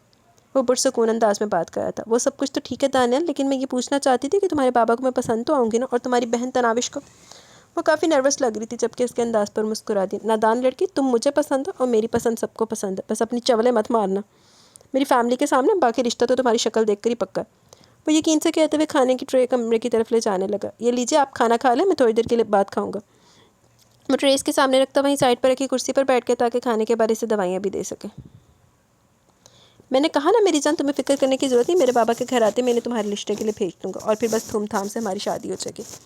वो पुरसकून अंदाज में बात कर रहा था, जबकि ज़ायना इसे सुन रही थी, अपनी गर्लफ्रेंड से बात कर रहा था। वो इसे शादी का भी इरादा रखता था। इसके अंदाज से तो कहीं भी नहीं लग रहा था इस तरह की हरकत इसने की है, और वैसे भी इसकी एक आदत थी, वो बचपन से अपनी हर गलती को फ़ौरन कबूल कर लेता था। हद है मिसेज़ इरफान, आपको पता है मैं अपनी गर्लफ्रेंड से बात कर रहा हूँ, फिर भी ऐसे घूरी है मुझे। मैं जा रहा हूँ दूसरे कमरे में। ज़ायना के मुसलसल खुद को घूरने पर उकताकर इसके सामने से उठता सामने वाले कमरे में चला गया, जबकि ज़ायना नफ़ी में सहलाती खाना खाने लगी, लेकिन डर भी था कि कहीं इसने खाने में जहर तो नहीं मिला दिया। लेकिन वो जानती थी कि इस वक्त अपने बाप को हर चीज़ का जवाब देगा, और यहाँ तो कोई और है भी नहीं जो इसके खाने में जहर मिलाएगा, तो डैनी से इस तरह की हरकत की उम्मीद नहीं कर सकती थी। ताशफिन, आप कहीं जा रहे हैं? वो कमरे से निकलता सीने से उतर कर सीधा बाहर की तरफ जाने लगा, जब इसने पुकार लिया। टिकट्स का इंतज़ाम करने जा रहा हूँ, थोड़ी देर में आ जाऊँगा, वो कहकर आगे की तरफ कदम बढ़ाने लगा, जब इसने इसे फिर से रोक लिया। मत करे ताशफिन, ऐसा मैं नहीं जाना चाहती। आपको क्यों समझ में नहीं आता? आपको जाना है ना तो आप अकेले जाएं, मैं नहीं जाऊँगी आपके साथ। वो फिर से सिर पर उतर आई, जब ताशफिन ने गुस्से से इसकी तरफ देखा। भाड़ में जाओ तुम, बहुत नखरे बर्दाश्त कर लिए मैंने तुम्हें। नहीं आना ना मेरे साथ, मत आओ, मैं अकेले चला जाऊँगा, मर नहीं जाऊँगा तुम्हारे बगैर। वो गुस्से से कहते बाहर की तरफ जाने लगा, जबकि तनाविश की आंखों से टप टप आंसू गिरने लगे। अपनी हर कोशिश में नाकाम हो गई थी अपने आंसू को रोकते हुए। इसने जैसे पीछे मुड़कर देखा, इसका सर बुरी तरह से चकराया, और वो लम्हे में ज़मीन बोस होगी। छोटू और अहमद भागते हुए इसकी तरफ आए, जबकि इन दोनों को बाहर से भागकर अंदर की तरफ जाते देखकर ताशफिन ने भी मुड़कर देखा, जहाँ मुझसे ज़मीन पर गिरी नजर आई। अपना गुस्सा, अपनी नाराज़गी, हर चीज़ भुलाए वो पागलों की तरह इसकी तरफ भागा था। ओनर आम है, इधर भी चांद चढ़ गया अजय। ताशफिन इसके बिल्कुल साथ ही सरहाने के करीब बैठा हुआ था, जबकि अम्मा और बाबा वहीं कमरे में मौजूद थे। ताशफिन इस वक्त बहुत परेशान था। इसके बेहोश होने पर वैसे अस्पताल लेकर जाना चाहता था, लेकिन अम्मा ने कहा कि डॉक्टर घर पर ही आ जाएगी। इस वक्त वो इतना कन्फ्यूज़ हो गया कि अम्मा के कहने पर सिर्फ हाँ में सर लाते हुए इसे अपने कमरे में ले आया था, जहाँ अगले 15 मिनट में डॉक्टर आ गए, और इसे चेक करने के बाद इनको कमरे में बुला लिया। वो सब भी अंदर आके तनाविश को होश आ चुका था, वह इसके पास आ गया, जब डॉक्टर ने खुशखबरी सुनाई। बहुत बहुत मुबारक हो, खुशखबरी है, ये माँ बनने वाली है। डॉक्टर ने इसका पूरा चेकअप करवाने के बाद इन्हें बताया। वो सभी बेयकीनी की कैफियत में थे। ताशफिन बेहद खुश था, जबकि तनाविश तो नज़र ही नहीं उठा पा रही थी, और इब्राहिम साहब का बस नहीं चल रहा था कि पूरी दुनिया में इस खुशखबरी को फैला दें। इनकी मौजूदगी में ताशफिन खुलकर इससे बात नहीं कर पा रहा था, इसलिए अम्मा, इब्राहिम साहब और बाकी सबको लेकर बाहर निकल गई। इस वक्त सिर्फ वो दोनों थे कमरे में, जहाँ वो इसके दोनों हाथों को अपने हाथों में कैद किए बार बार चूम रहा था। इसे अब तक यकीन नहीं आया था बाप बनने जा रहा है। यह एहसास ही बहुत अलग था। वो दोनों बेहद कन्फ्यूज़ थे, समझ नहीं पा रहे थे क्या बात करें, जबकि बस हम शर्माए जा रही थी। थोड़ी देर पहले वाली नाराज़गी, गुस्सा साहिब कहीं गायब हो गया। इस खुशी के सामने सब कुछ बेमोल था। निशा के साथ इसकी मुलाकात तकरीबन 3.5 माह पहले हुई। वो अपनी माँ को भूला नहीं था, क्योंकि इसके बाप ने कभी इसकी माँ की यादों से इसे अलग नहीं किया, और ना ही इसका बाप खुद कभी ज़ैनब की यादों से अलग हुआ, वो आज भी ज़ैनब से मोहब्बत करता था। इसकी एक मिसाल तो ये थी कि इतने साल गुजर जाने के बावजूद भी ज़ायना कभी इसके दिल में ज़ैनब का मुकाम हासिल नहीं कर पाई। आज भी जब वो मोहब्बत का जिक्र करता तो इसके लबों पर ज़ैनब का नाम आता, क्योंकि ज़ैनब मोहब्बत के काबिल थी। इसका बाप इसे मोहब्बत कहकर पुकारता था। ज़ायना ने बहुत गलत काम किया था, इसने एक ख़ानदान को तबाह कर दिया, एक शख्स को तबाह कर दिया, ज़ैनब को मार दिया। लेकिन फिर भी इसके बावजूद भी वो कभी वो चीज़ नहीं हासिल कर पाई जिसकी वो ख्वाहिशमंद थी। इसने अपने शौहर को खुद से दूर कर दिया, अपने बच्चे को खुद से दूर कर दिया, लेकिन जिसके लिए इसने सब कुछ किया वो इसे हासिल नहीं कर पाया। इससे बड़ी भला इसके लिए क्या नाकामयाबी होगी। इस इंसान की मोहब्बत के लिए वो आज भी तड़प रही थी। पहले दौलत के लालच ने इसे अंधा कर दिया और फिर अंधी मोहब्बत ने इसे बर्बाद कर दिया। शायद लाहासिल चीज़ों के पीछे भागने का यही अंजाम होता। वो आज भी तन्हा थी, बिल्कुल पहले दिन की तरह का, लालच और खुदगर्जी से तन्हा करके, लेकिन इसे एहसास आज भी नहीं था। 3 माह पहले निशा इसके कॉलेज में एडमिशन ले रही थी जब इसकी इससे मुलाकात हुई। पहली नज़र में तो इसे देखते हैरान रह गई, क्योंकि इसकी शक्ल हूबहू इसकी माँ से मिलती थी। और ये बात इसने पहले दिन इसे बता दी। वो खुद हैरान रह गई इसकी माँ की तस्वीरें देखते हुए, यहाँ तक कि इसने बात अपने ख़ानदान में भी फैला दी कि किसी की शक्ल इससे इतनी मिलती है। ओए होए, किते किते DNA टेस्ट करा लो, किते कोई भैन तो नहीं बिछड़ी हुई यदि। वो महज एक इत्तेफाक ही था, वरना निशा के साथ इसका दूर दूर तक कोई ताल्लुक नहीं था। निशा का बाप तुर्की से था और माँ पाकिस्तान से, और इन्हें यहाँ शिफ्ट हुए बहुत कम वक्त हुआ था। निशा को देखते हुए फैसला कर चुका था इस लड़की को अपनी ज़िंदगी में शामिल करेगा, क्योंकि वो सिर्फ शक्ल से इसकी माँ से नहीं मिलती थी, बल्कि इसकी बात करने का अंदाज, छोटी छोटी चीज़ों पर खुश होना, इखलाक, तरबियत, सब कुछ इसे इसकी माँ की याद दिलाता। और इसे यकीन था जिस तरह इसकी माँ इसके बाप की लाइफ के लिए एक बेहतरीन लाइफ पार्टनर थी, बिल्कुल इसी तरह वो इसके लिए एक अच्छी लाइफ पार्टनर साबित होगी। इसने बहुत सादगी से इसे प्रपोज़ किया, जिसे इसने एक्सेप्ट कर लिया। इसके बाद दानियाल ने इसे कुछ भी नहीं छुपाया था, इसकी माँ के साथ क्या हुआ और ज़ायना ने इसके साथ क्या किया। इसे सब कुछ बताया था और ये भी बताया कि वो इस औरत को पागल कर देना चाहता है, जिसमें से इसकी मदद दरकार है, और वो इसकी मदद करने के लिए तैयार भी थी। इसने वादा किया कि जैसे भी इस औरत का दोगला चेहरा अपने बाप के सामने ले आएगा, वो इसी दिन इससे निकाह कर लेगा, और इसके वादे पर एतबार करती थी। बहुत बहुत मुबारक हो वारिक साहब, आपकी मिसेज़ माँ बनने वाली है और आप बाबा बनने वाले। इनका बहुत ख्याल रखें, ये बहुत कमज़ोर है, और कोशिश करें कि इन्हें किसी चीज़ की टेंशन नहीं हो। डॉक्टर इसकी तरफ देखते हुए बोली, तो वो पहले तो डॉक्टर को और फिर इसे देखने लगा, जो सर झुकाए मुस्कुराने में मसरूफ़ थी, जबकि इसका हाथ अपने आप ही मुंह पे आ गया। वो दांतों से नाखून कुतरने में मसरूफ़ थी, जब वो इसके हाथ थाम कर इसे अपनी तरफ करता बेयकीनी से देख रहा था। तो इन चक्करों के पीछे की वजह ये थी मिसेस। वो वापस घर जा रहे थे जब गाड़ी में बैठते हुए इसे एक बार फिर चक्कर आया। इस दफ़ा बारिक ने बिल्कुल भी देर न करते हुए इसे अस्पताल पहुंचाया। वो नाना करती रहेगी, जबकि वैसे अस्पताल लाकर इसका मुकम्मल चेकअप करवाया था, जिसके बाद ये खुशखबरी मिली। बारिक, इस तरह से ना देखें, मुझे शर्म आ रही है। अपने आप को इसकी नज़रों के हिसार में महसूस करती, इसके चेहरे को पीछे करती, अपना चेहरा अपने हाथ में छुपा चुकी थी, जबकि डॉक्टर भी इसके अंदाज पर मुस्कुरा दी। अल्लाह आपको यूं ही खुशबाद रखे।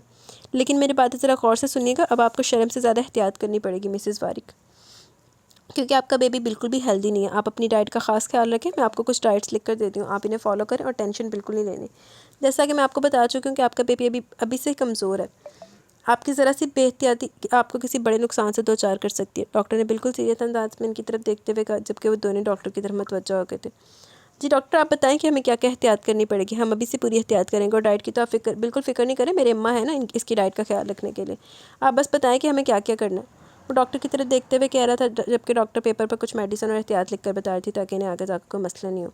आप इनका ख्याल रखें, हर वीक इनका चेकअप करवाने के लिए मेरे पास लाते रहिएगा। बाकी अल्लाह पाक बेहतर करने वाला है, इंशाल्लाह कोई मसला नहीं होगा। वो पेपर इनकी तरफ बढ़ाते हुए बोली, तो वो दोनों इसका शुक्रिया अदा करते वहाँ से निकले थे, जबकि वारिक को तो जल्दी से जल्दी घर पहुँचना था ताकि सबको खुशखबरी सुना सके। वो तो अभी से अपने बेबी को अपने हाथों में लेने के लिए बेचैन हो गया, जबकि मारा शर्माए जा रही थी, और इसका शर्माया से रुख तो वारिक के दिल में उतरा था। चलो, दोनों पास से इकट्ठा ही जाने चढ़ेगा, इकट्ठे काके आएंगे। इसे शर्माते हुए अपने साथ चलते देखकर इसने इसके गिर्द अपना हसार बनाकर इसे ज़ोर से अपने सीने में भेजा। आई लव यू मेरी जंगली बिल्ली, वो इसके लबों को शिद्दत से चूमते बोला, तो एक बार फिर से सर झुकाकर इसके सीने में मुँह छुपा गई। वो आज भी घर पर बिल्कुल तनहा थी। इसका इरादा कहीं बाहर जाने का था, लेकिन तबीयत इतनी बेजार हो गई, कहीं बाहर जाने का भी दिल नहीं कर रहा था, और ऊपर से इसके पास इसका मोबाइल फ़ोन भी नहीं था, ना ही क्रेडिट कार्ड के वो शॉपिंग के लिए निकल जाती। इसका इरादा इरफान से कहकर क्रेडिट कार्ड का इंतज़ाम करने का था, लेकिन ऐसा भी शायद नहीं हो सकता था, क्योंकि दानिया ने हर चीज़ का इंतज़ाम किया हुआ था। यहाँ तक कि इस घर में इसके कपड़े तक नहीं थे। वो बड़ी मुश्किल से दानियाल के लाए 3 जोड़ों में गुजारा करी थी। एक तो वो इस तरह के कपड़े पहनती नहीं थी, दूसरा दानियाल ने कहा था कि घर में हर चीज़ चल चुकी है, यहाँ तक कि इसके क्रेडिट कार्ड्स और बैंक के कागजात के साथ साथ इसका शनाख्ती कार्ड भी। वो बैंक से भी पैसे नहीं निकलवा सकती थी। इस वक्त इसे गुजारा करना होगा। इसे ज़िंदगी में पहले कभी खुद को इतना बेबस महसूस नहीं किया था। आज तंग आकर वो घर के दरवाजे तक आई, लेकिन दरवाज़ा खोलने की कोशिश नाकाम होगी, क्योंकि बाहर से दरवाज़ा लॉक था। इसे यकीन नहीं आ रहा था कि दानियाल कहीं जाता था तो इसे लॉक करके जाता था। यहाँ अकेले घर में इसका दिल जाकर वो दीवारों के साथ सर मारे। इसने तंग आकर टीवी लॉन्च में कदम रखते हुए टीवी ऑन किया, लेकिन हर दफ़ा की तरह से यहाँ भी वापस वही दानियाल के बचपन वाली फ़िल्म देखने को मिली। इसने चैनल हटाकर दूसरा चैनल लगाना चाहा, लेकिन वहाँ पर भी यही फ़िल्म चल रही थी। वो चैनल चेंज करती की, लेकिन बार बार वही चेहरे इसके सामने आ रहे थे। तंग आकर इसने रिमोट फेंक कर तोड़ दिया और टीवी का प्लग निकालते हुए अंदर कमरे की तरफ चली गई। अभी से बेड पर बैठे एक लम्हा ही हुआ था जब इसे बाहर से टीवी ऑन होने की आवाज़ आई। इसके दिमाग में कुछ क्लिक हुआ, वो जल्दी से बाहर निकली। टीवी ऑन था, लॉन में बिल्कुल अंधेरा। वो इसे दानियाल का मजाक समझते हुए टीवी ऑफ करते वापस अंदर की तरफ चली गई, लेकिन जैसे वो बेड पर बैठी फिर से वही हुआ। दानियाल, तुम्हें लगता है किस तरह का मजाक करके तुम कुछ हासिल कर पाओगे? तो सब कुछ भी नहीं होने वाला, बाहर निकलो। बेहद गुस्से से चिल्लाते हुए बाहर निकले, लेकिन इस दफ़ा भी इसे दानियाल या किसी और वजूद का साया भी नहीं मिला। इसने हिम्मत नहीं हारी। वो कभी दरवाजे पर, कभी दूसरे कमरे में, कभी बालकनी में चिल्ला चिल्ला कर दानियाल को आवाज़ें दे रही थी, क्योंकि इसे यकीन था सब कुछ करने वाला दानियाल ही है। वो बेहद गुस्से में थी जब इसने अपने कमरे की लाइट कभी ऑन कभी ऑफ होते नोट की। वो जल्दी से कमरे की तरफ आई, जब देखा वहाँ ज़ैनब के कपड़ों में एक लड़की खड़ी है। बल्कि नहीं, वो तो ज़ैनब ही थी। क्या वो ज़ाइना डर गई क्या? वो कहका लगाते हुए इसकी तरफ देखते हुए बोली थी, जबकि ज़ाइना अपनी आंखों के सामने ज़ैनब को जिंदा देखकर होशो हवास से बेगाना हो गई थी। निशा ने थोड़ी देर वहीं रुककर नोट किया कि वो बिल्कुल होशो हवास से बेगाना है, ये सिर्फ ड्रामे कर रही है, क्योंकि दानियल के मुताबिक वो एक ड्रामा क्वीन थी। वो आहिस्ता आहिस्ता चलती इसके पास आई थी और इसके बेहोश होने का यकीन करके अपनी कामयाब अदाकारी पर खुश होते हुए एक मासूम सा कहकर लगाती, तेजी से बाहर निकले, दरवाजे को बाहर से बंद कर दिया। ओए होए, सही सही टक्कर रही है। वो दोनों बहुत खुशी खुशी घर में दाखिल हुए, बल्कि इसकी खुशी की तो कोई इंतहा ही नहीं थी। वो तो बस ऐलान करना चाहता था बाप बनने वाला है, जबकि मायरा बस खामोशी से नजरें झुकाए मुस्कुराहट लबों पर सजाए इसके साथ अंदर आई। लो इब्राहिम साहब, आ गया वारिक, लाओ भाई मिठाई का डब्बा किधर है, इधर लाओ। अम्मा खुश होते हुए इसकी तरफ बढ़ते हुए मिठाई उठाकर इसके मुंह में डाल चुकी थी, जबकि थोड़ा सा टुकड़ा इन्होंने मायरा के मुंह में भी डाला। बहुत बहुत मुबारक हो, घर में खुशखबरी आने वाली है। वो इन दोनों की तरफ देखते हुए बोली, जबकि वो दोनों एक दूसरे को देखने लगे। इनसे पहले खबर घर में कैसे पहुंच गई?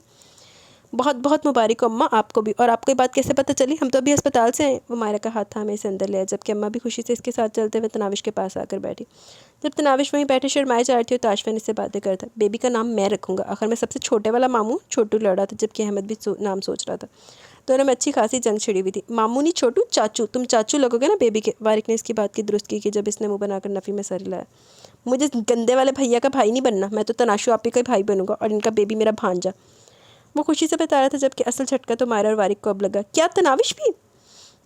मायरा तो खुशी से चीख उठी, जबकि सब हैरत से देखने लगे थे। तनाविश भी से तुम्हारी क्या मुराद है? तनाविश ही तो प्रेग्नेंट है। ताशफिन ने इसकी तरफ देखते हुए कहा, तो फिर से नजरें झुका गई।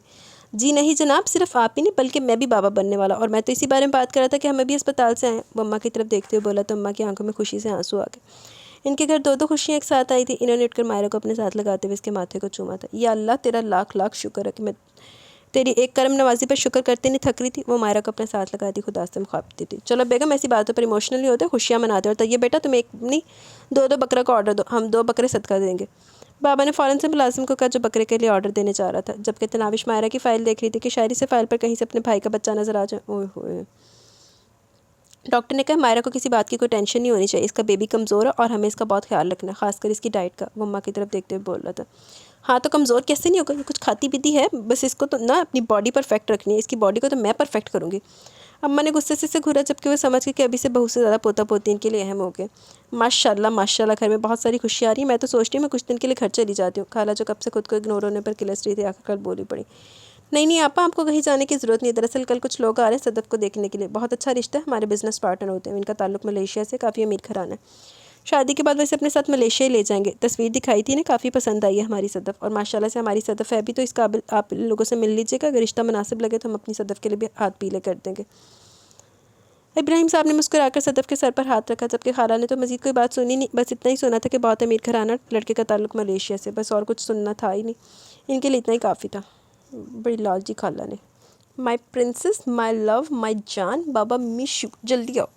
इसके पेट पर अपने लब रखते हुए अपनी बोले जा रहा था, जबकि तनाविश कब से खामोशी से सुन रही थी। कुछ ज़्यादा यकीन नहीं है कि अंदर प्रिंसेस ही बैठी है, प्रिंस भी तो हो सकता है ना। अंदाज लड़ाका था। बीच में मत बोलो, नज़र नहीं आ रहा एक बाप अपनी बेटी से बातें कर रहा है। मुझे इस तरह की डिस्टर्बेंस बिल्कुल पसंद नहीं है। थोड़ी देर में तुम्हारा वक्त आएगा, तुमसे बातें करूँगा, फिलहाल मुझे मेरी बेटी से बातें करने दो। वो बीच में इसमें दाखिलत पर काफ़ी गुस्सा हुआ। ताशफिन, आपके टिकट्स बुक नहीं हो सके आज। वो पता नहीं क्यों इसे याद करवा गई थी, जबकि वो एक नज़र इसके चेहरे को देखकर दरवाजे पर होने वाली दस्तक की तरफ मतवज्जा हुआ। बेटा, मैं दूध लेकर आई थी इसके लिए, ये दूध बहुत अच्छा है। वो अंदर दाखिल होते हुए इसे कहने लगी, जबकि ताशफिन ने एक नज़र ग्लास को फिर तनाविश के बने हुए मुंह को देखा। ये तो दूध नहीं पीती और कोई चांसेस भी नहीं है वो इसके दूध पीने पर वो परेशानी से कहने लगा। इसकी माँ भी नहीं पीती थी, इसे भी डंडे के ज़ोर पर पिलाती थी, इसे भी पिला लूँगी, तुम फिक्र मत करो, पियो इसे तनाशु। अम्मा ने गुस्से से इसकी तरफ देखते हुए कहा, तो तनाविश ने फ़ौरन ग्लास थाम लिया। गुस्सा क्यों कर रही है, पी तो रही हूँ। मुँह बनाती ग्लास लबों से लगा के, जबकि इसके हालत पर ताशफिन को हंसी निकल गई। रोज़ सोने से पहले एक गिलास दूध का पीना और एक जाग कर, बाकी कल से जो जो चीज़ें बच्चे के लिए अच्छी होंगी वही खाएगी। खबरदार जो इधर चीज़ों पर मुँह मारा। अम्मा इससे कह रही थी, ताई अम्मी मैं सुबह दूध का गिलास नहीं पी सकती, सारा दिन बुरा गुजरेगा। वो बहुत मस्कीन सी शक्ल बनाकर बोली। क्या कहा तूने? अम्मा जो बाहर जाने लगी थी गुस्से से इसकी तरफ मुड़ गई। मैं कह रही हूँ मैं पी लूँगी रोज़ सुबह शाम। वो जल्दी से गिलास मुँह से लगाते हुए गटागट एक ही सांस में पीती गिलास इन्हें वापस करने लगी, जबकि वह हाँ में सर लाती कमरे से निकल गई और इनको जाने के बाद ताशफिन के ना रुकने वाले कह के शुरू हो गए। क्या है, बहुत हंसी आ रही है आपको? हम वापस कब जा रहे हैं? मुझे नहीं रहना यहाँ, ताई अम्मी मुझे दूध पिला पिला कर इतना मोटा कर देंगी। वो इसके सीने पर हाथ रखते हुए इसे समझा रही थी, जबकि ताशफिन नफ़ी में सर लाते इसके गिर्द बाहों का हसार बनाते हुए लाइट ऑफ करता आंखें बंद कर गया। मतलब वो सोना चाहता था और इसके इस तरह से सोने पर खामोशी से आंखें बंद कर गई। एक हफ्ता हो गया था इसे यहाँ आते हुए, कहीं कहने को तो यहीं सिर्फ कुछ फासले पर इसकी बहुत बड़ी हवेली थी और इस तरफ इसने कभी रुक करके देखा नहीं था। लेकिन पिछले एक हफ्ते से ना सिर्फ इस मस्जिद में आ रहा था बल्कि तड़प तड़प कर रो कर सजदों में अल्लाह से माफ़ी मांग रहा था।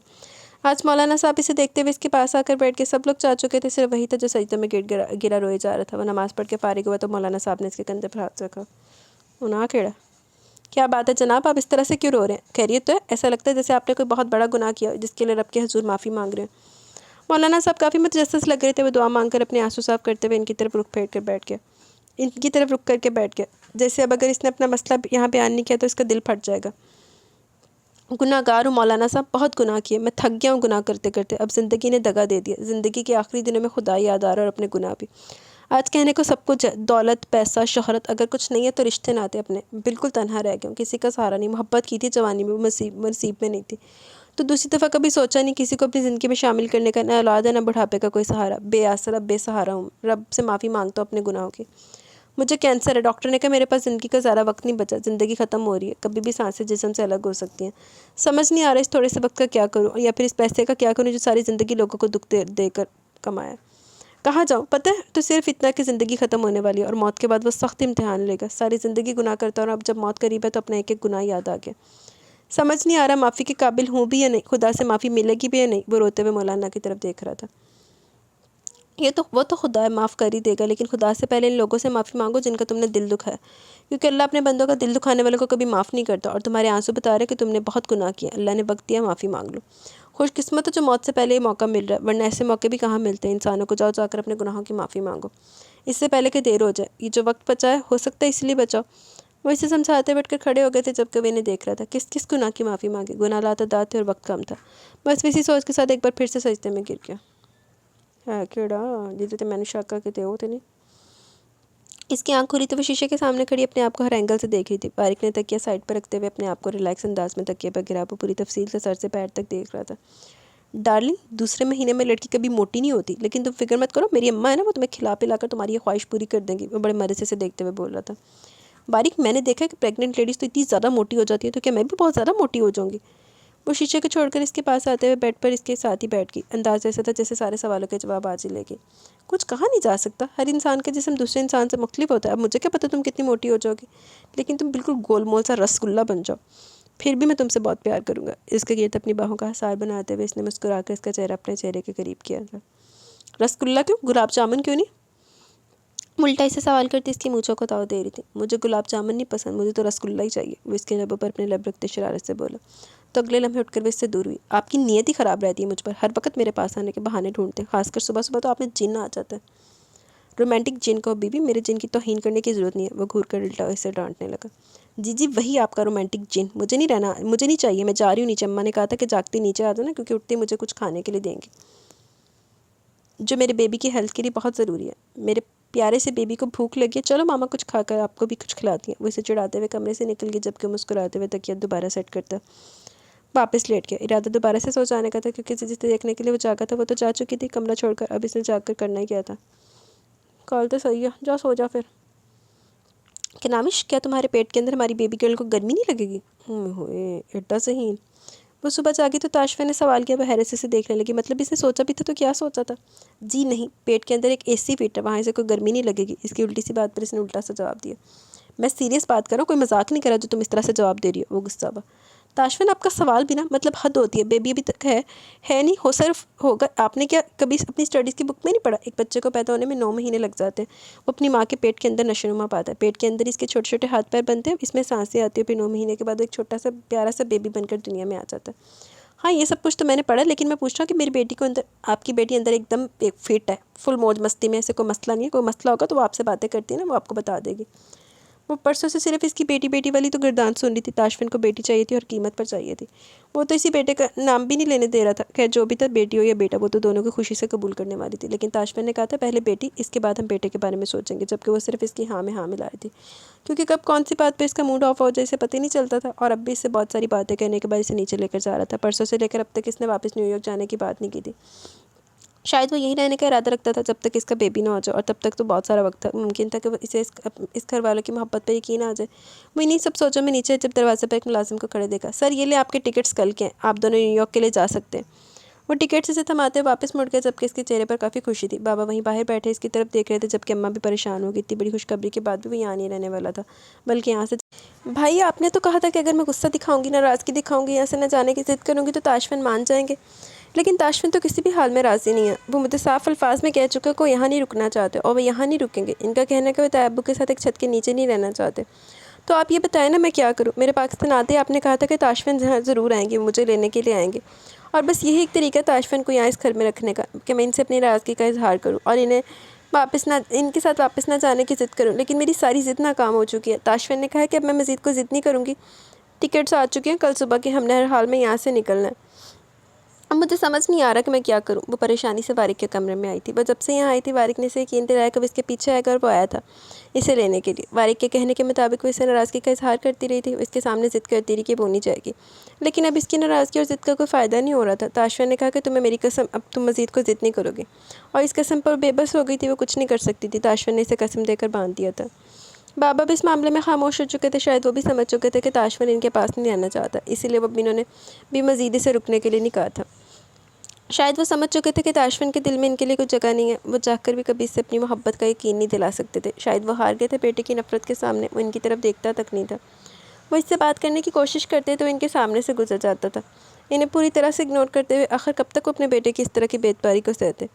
शायद इसकी नफ़रत सहते सहते वो भी थक चुके थे, इसलिए अब इसे रुकने के लिए नहीं कह रहे थे। वो अपना मसला इसके सामने बयान करी थी, जबकि वारिक बिल्कुल खामोश था। वो भी तो अपनी सारी कोशिशों में नाकाम हो गया था। अस्सलाम वालेकुम अंकल, कैसे हैं आप?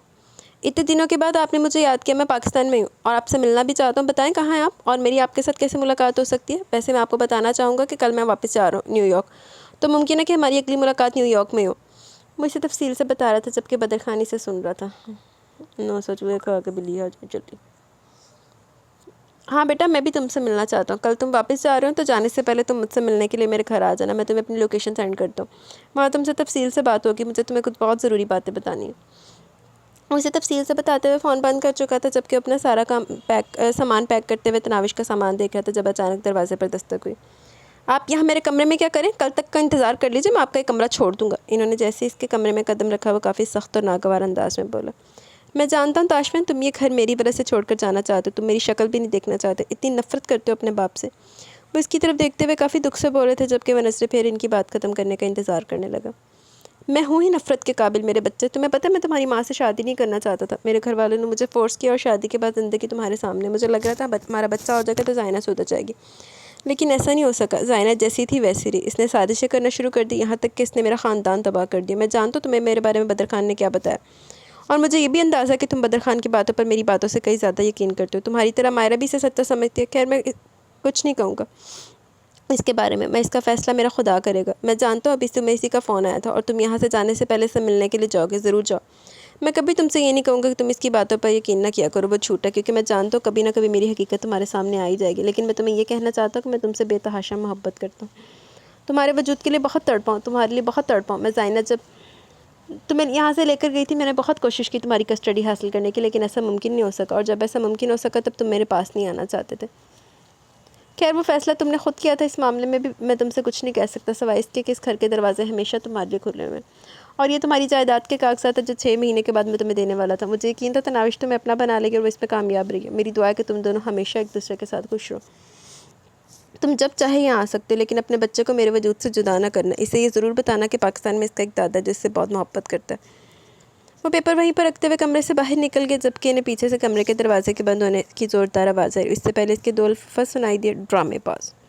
हाँ हकीकत थी, इनका बेटा ने ड्रामेबाज समझता था। इनके इमोशंस, इनकी मोहब्बत, हर चीज़ इसके लिए सिर्फ दिखावा थी। बेटे ने भी जिद्दां दी ज़िंदगी गुजारी उन्हें यही कुछ ही समझना फिर। लानता ते मुस्तहिक ते वो है बदर खान ते वो जाइना बीबी। मैं तुम्हें बहुत मिस करूँगी, जल्दी वापस आना। मायरा इसके पास खड़ी इससे कह रही थी जबकि वो दोनों जाने की तैयारी कर रहे थे। कल रात अम्मा ने तनाविश को अपने पास बुलाकर कहा था कि अब वो इसके सामने किसी तरह की ज़िद नहीं करेगी। वो अपनी से कोशिश कर चुके हैं, शायद इसने इस घर में रहना ही नहीं है। मैं भी तुम्हें बहुत मिस करूँगा, अपना बहुत ख्याल रखना और तुम भी इसका बहुत ख्याल रखना। इसे अकेला समझने की कोई ज़रूरत नहीं, मैं हमेशा इसके साथ हूँ। वो वारिक को देखते हुए घूर कर बोला जबकि वारिक इसे हाथ में लाता तनाविश की तरफ मुतवज्जा हुआ। मायरा तनाविश के गले लगते हुए इससे मिलने लगी। इसकी आंखों में आंसू थे। तायब्बू के गले लगते हुए और भी ज़्यादा रोने लगी। आई एम सॉरी तायब्बू, मैं आपसे किया हुआ वादा पूरा नहीं कर सकी। इसे बहुत दुख था जबकि ताइमी सी खामोश करवाती हुई हिदायत देने लगे। अब अगर ये ड्रामेबाजियाँ ख़त्म हो गई हो तो हम जाएँ। वो कब से उकताए हुए अंदाज में इन लोगों को रोते धोते देख रहा था जबकि वो इसे गाड़ी में बिठाने के लिए आए थे। ड्राइवर इन्हें एयरपोर्ट छोड़ कर आने वाला था, लेकिन गाड़ी स्टार्ट होते ही ताशफा ने ड्राइवर को एक लोकेशन दी। इससे पहले वहाँ जाना था। बाद तो मुँह लकांदे ने आना ही बगैर था तो गला मार के जा रहे हैं। ड्राइवर ने एक जगह आकर गाड़ी रोकती थी और मुड़कर इसकी तरफ देखा था। सर, आपने जहाँ का एड्रेस दिया था ये वही जगह। आप कितनी देर तक यहाँ रुकने वाले हैं, प्लीज़ मुझे बता दें, ड्राइवर ने पूछा था जबकि वह तनाविश को गाड़ी से उतरने का इशारा कर चुका था। ज़्यादा देर नहीं रुकेंगे हम लोग, बस थोड़ी देर में हमने वापस जाना, तुम यहीं पर रुको। वैसे कहकर तनाविश का हाथ थामते हुए इसे घर के अंदर ले जाने लगा। ये किसका घर है ताशफिन, और हम यहाँ पर क्यों आए? क्या पाकिस्तान में आपका कोई जानने वाला है? मैं इसके साथ अंदर आके आज सुबह से बहुत उदास थी। आखिर अपने घर वालों को छोड़कर दूर जाना आसान थोड़ी था, लेकिन ताशफिन की खुशी के लिए वैसा कर रही थी। ये मेरे अंकल का घर है और मायरा के सगे चचा का। आओ मैं तुम्हें इनसे मिलवाता हूँ। वो इसे घर के अंदर लाउंज की तरफ ले आया था जब मुलाजिम इनके पास है। हमें बदर खान से मिलना, आप प्लीज़ इन्हें बुलवा दीजिए। इनसे कहें कि ताशफिन इब्राहिम आए इनसे मुलाकात के लिए। वो वहीं सोफ़े पर बैठते हुए इस मुलाजिम से बोला जबकि तनाविश को इनाम बदर खान कहीं सुना सुना सा लगा। वो जानती तो नहीं थी बदर खान को, लेकिन इसे इतना अंदाज़ा था कि इस नाम को इसने अच्छे लफ्ज़ों में नहीं सुन रखा। वो वहीं बाहर सोफ़े पर बैठे बदर खान के आने का इंतज़ार करने लगे जबकि तनाविश इसे देखने के काफ़ी ज़्यादा मुतजस्सिस थे, लेकिन सिर्फ इसलिए क्योंकि इसे नाम कहीं सुना सुना लग रहा था, जैसे इस नाम के साथ इसका कोई ताल्लुक हो। मुमकिन था कहीं बारिक भाई ने या फिर तायब्बू ने ये नाम इसके सामने लिया हो। तेरा तो सब तो बड़ा मुझे नमा।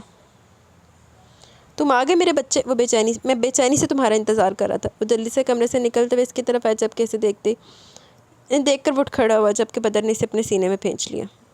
जा दवा हो, हूँ अपनी जान तो बनी तो हूँ तेन माफ़ियाँ तलाफियाँ याद आ गई हैं। ये तुम्हारी बीवी है तनाविश? वो इसके सर पर हाथ फेरते हुए बोले तो मुस्कुरा दी। जी ये मेरी बीवी है, हम आज वापस न्यूयॉर्क जा रहे थे। सोचा जाने से पहले आपसे मिल लूँ, वरना फिर न्यूयॉर्क तो आपके साथ मेरी मुलाकात काफ़ी मुश्किल हो जाती है। और वैसे भी अब इन लोगों को पता चल चुका कि मैं आपसे राब्ते में, तो मेरा नहीं ख्याल कि अब हमें भी छिपने की ज़रूरत है। वो अभी सोफ़े पर बैठते हुए इनसे कहने लगा जबकि वो कुछ परेशान लग रहे थे। क्या बात है अंकल, आपकी तबीयत ठीक नहीं लग रही, आपको क्या हुआ है? वो न जाने कि उसे कुछ कमज़ोर महसूस हुए। ताशफिन, तुम हमेशा से मुझ पर यकीन करते आए हो। जब जब मैंने तुमसे जो कहा तुमने हर बात को कबूल किया। तुमने मेरी हर बात पर आंख बंद करके भरोसा कर लिया, लेकिन आज जो बातें मैं तुम्हें बताने जा रहा हूँ शायद इसके बाद तुम कभी मुझ पर भरोसा नहीं कर सको। वो इसकी तरफ देखते हुए दुख से बोले थे जबकि वह हैरान था। अंकल, आप ये आज कैसी बातें कर रहे हैं? मैं समझ नहीं पा रहा। मैं तो आपको ये बताने के लिए आया था कि कल रात बाबा ने मेरी जायदाद के पेपर्स मुझे दे दिए। अब मुझे नहीं पता कि मेरे हिस्से में कौन कौन सी चीज़ आती है, लेकिन मैं आपको ये दिखाने के लिए आया था कि आपने जो कहा था ना कि वो मेरे कहे बिना ही हो गया। बाबा ने अपने आप ही सारी जायदाद मेरे नाम कर दिया। अब आप मुझे बस ये बताइए कि इस जायदाद में से ऐसा क्या जो आपका, ताकि मैं आपके हवाले कर सकूं जो मेरे बाबा ने आपसे हथिया है। वो फाइल इसके सामने रखते हुए बताने लगा। वो आज तक इसे यही तो कहता आया था कि तुम्हारे बाप की जायदाद में ज़्यादा हिस्सा मेरा है। इसने धोखे से मुझसे हथियार, तुम्हें मेरी जायदाद वापस करनी पड़ेगी। मेरा कुछ नहीं है मेरे बच्चे, ये सब तुम्हारे बाप की मेहनत की कमाई है। एक फूटी कौड़ी नहीं है मेरी। वो अचानक से फूट फूट कर रोते हुए कहने लगा। ताशफिन की हैरत की कोई इंतहा नहीं रही थी। वो क्या कह रहे थे इसे समझ नहीं आ रही थी।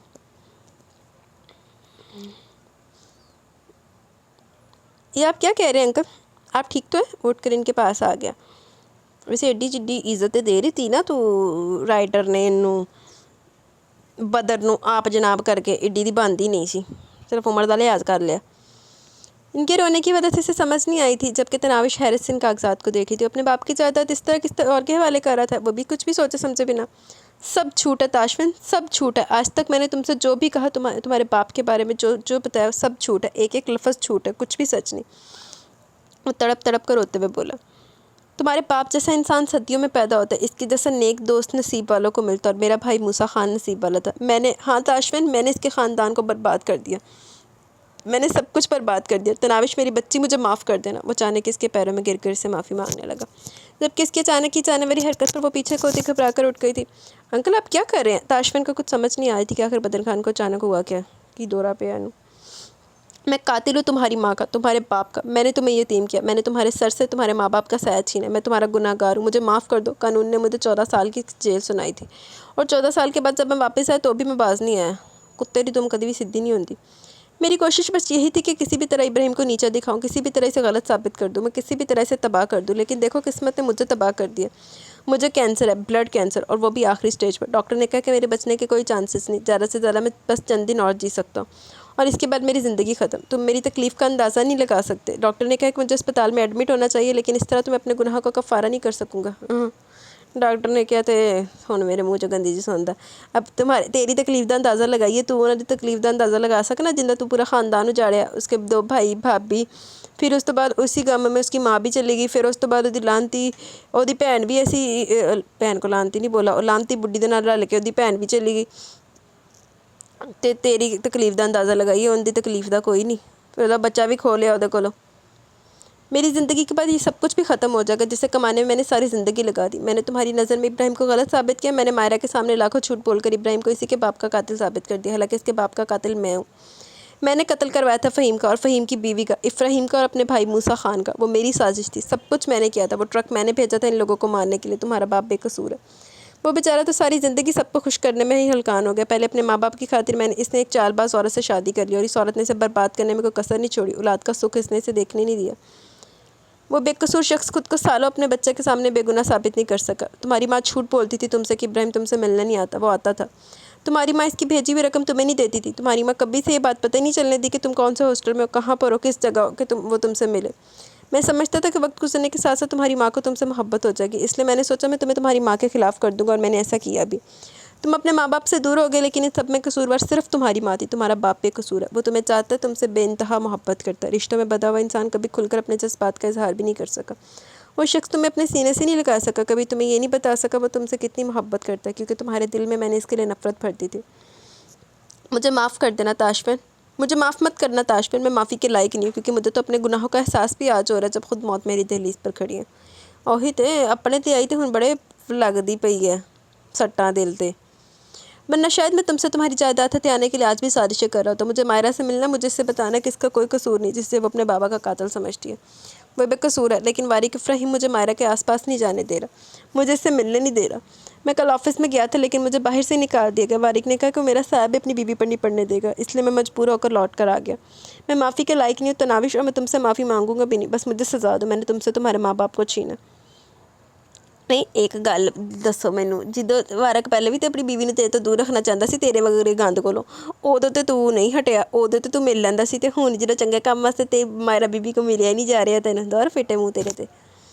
तनाविश बेटी मुझे सजा दो, मैं तुम्हारी खुशियों का कातिल हूँ, मैं तुम्हारे बचपन का कातिल हूँ, मैं तुम्हारे वालिदैन का कातिल हूँ। वो इसके पैरों में गिरा मुसलसल माफ़ी मांग रहा था, जबकि तनाविश रोई जा रही थी, और ताशफिन बिल्कुल खामोश था। कुछ था ही नहीं कुछ कहने के लिए। वो तो शायद खुद से भी नज़रें मिलाने के काबिल नहीं रहा था। अपने बाप की मोहब्बत को वो ड्रामेबाजी कहता था, इसकी तड़प को वो इग्नोर करके आगे बढ़ जाता था।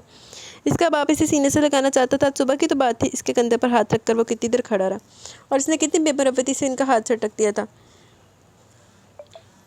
आप उठ जाइए अंकल, मैं आपको क्या कहूँ, आपको आपकी सज़ा कानून दिलवा चुका। 14 साल इस अंधेरी कोठरी में रहना आसान थोड़ी है। मेरा इंसाफ तो अल्लाह पाक कर चुका है, बाकी मैं दुआ करूँगी अल्लाह पाक आपके लिए भी आसानियाँ पैदा करे।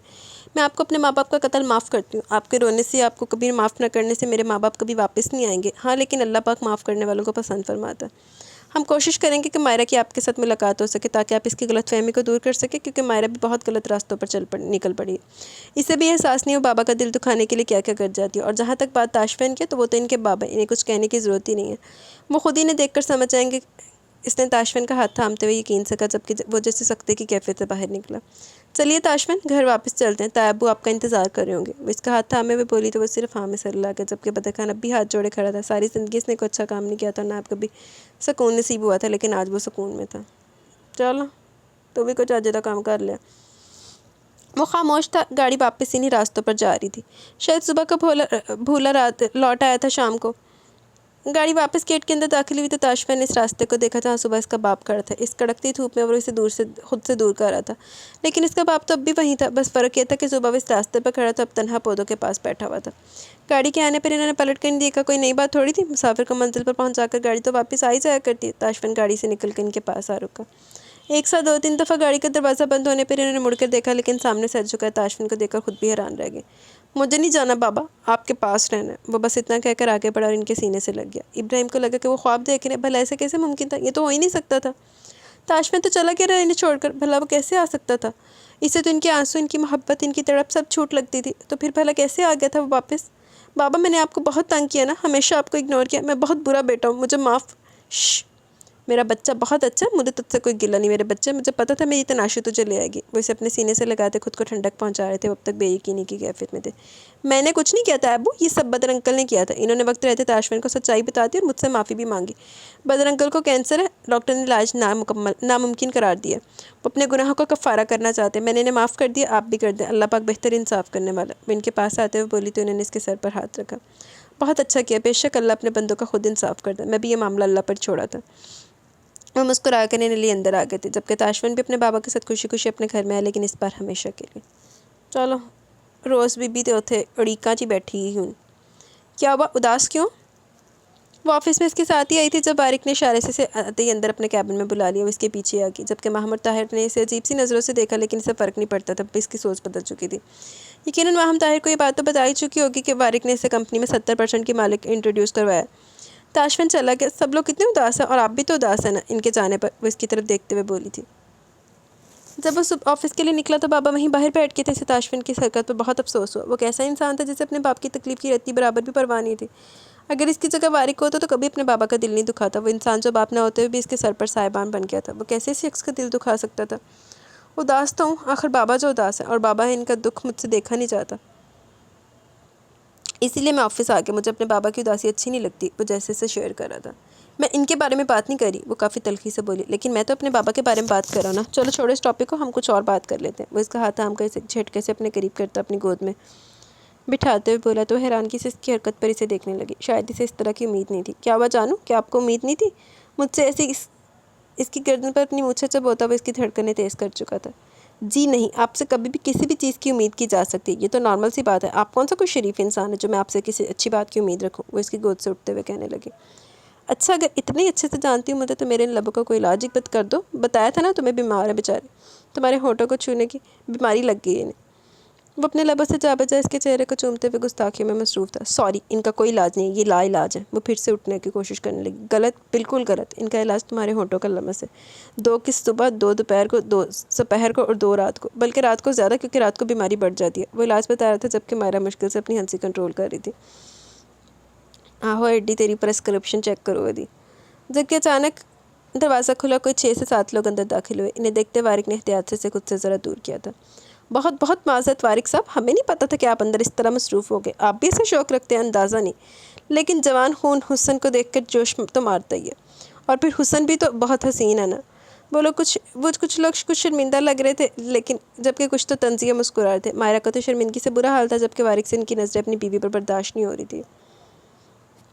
वैसे वारिक साहब, आपको देखकर कभी ऐसा लगा नहीं कि आप इस तरह के शौक़ रखते होंगे? मेरा मतलब, आप तो अपने काम को लेकर इतने ज़्यादा सीरियस थे कि हद नहीं, और अब आपकी इस तरह की मसरूफियत। वो आगे बढ़ते हुए बोला। मेरा मतलब, आप तो अपने काम को लेकर इतने सीरियस थे कि हद नहीं, और अब आपको इस तरह की मसरूफियत। वो आगे बढ़ते हुए बोला। बंद करो अपनी बकवास। ये मत सोचना कि तुम यहाँ मेरे साथ डील करने आए तो तुम्हारी फजूल बकवास सुनूंगा मैं। और मायरा के खिलाफ एक लफ्ज़ भी मत कहना। तुम जानते हो कि इसके बारे में जो कुछ भी बक रहे हो, वो अपनी तरह समझ कर रखा हुआ है क्या, जो हर तरफ मुँह मारता फिरूँ? माइंड योर लैंग्वेज वारिक इफ्राहिम, तुम भूल रहे हो कि मैं तुम्हारा बिजनेस पार्टनर हूँ। सामने खड़ा 30 साल खुश शक्ल आदमी गुस्से से गुराया, लेकिन वो यहाँ पर वाक़ई से थी। Mind your language Damiyar Shah. अल्लाह, और दामियार शाह आया भाई, तुम्हारी इस तरह की बदतमीज़ी मैं बर्दाश्त नहीं करूँगा। वो गुस्से से देखते हुए बोला, जबकि शोर सुनकर माहम भी वहीं अंदर आ गई थी। अब ऐसे कामों में फिर ऐसी बातें तो सुननी पड़ती हैं साईं। वैसे सामान तुम्हारा हसीन नहीं हसीन तरीन है। वो भी बोल ही रहा था कि वारिक ने आगे बढ़ते इसके गिरबान को दबोच लिया। बीवी है मेरी दामियार शाह। इसके गुस्से की कोई इंतहा नहीं रही थी, जबकि सामने खड़े आदमी के चेहरे पर दिलकश मुस्कुराहट आ गई थी। तो साईं से घर में छुपा के रखो ना, बीवियों को भरे बाजार में लाया नहीं जाता, नज़र लग जाती है। कुछ लोगों की नज़र बड़ी ख़तरनाक होती है।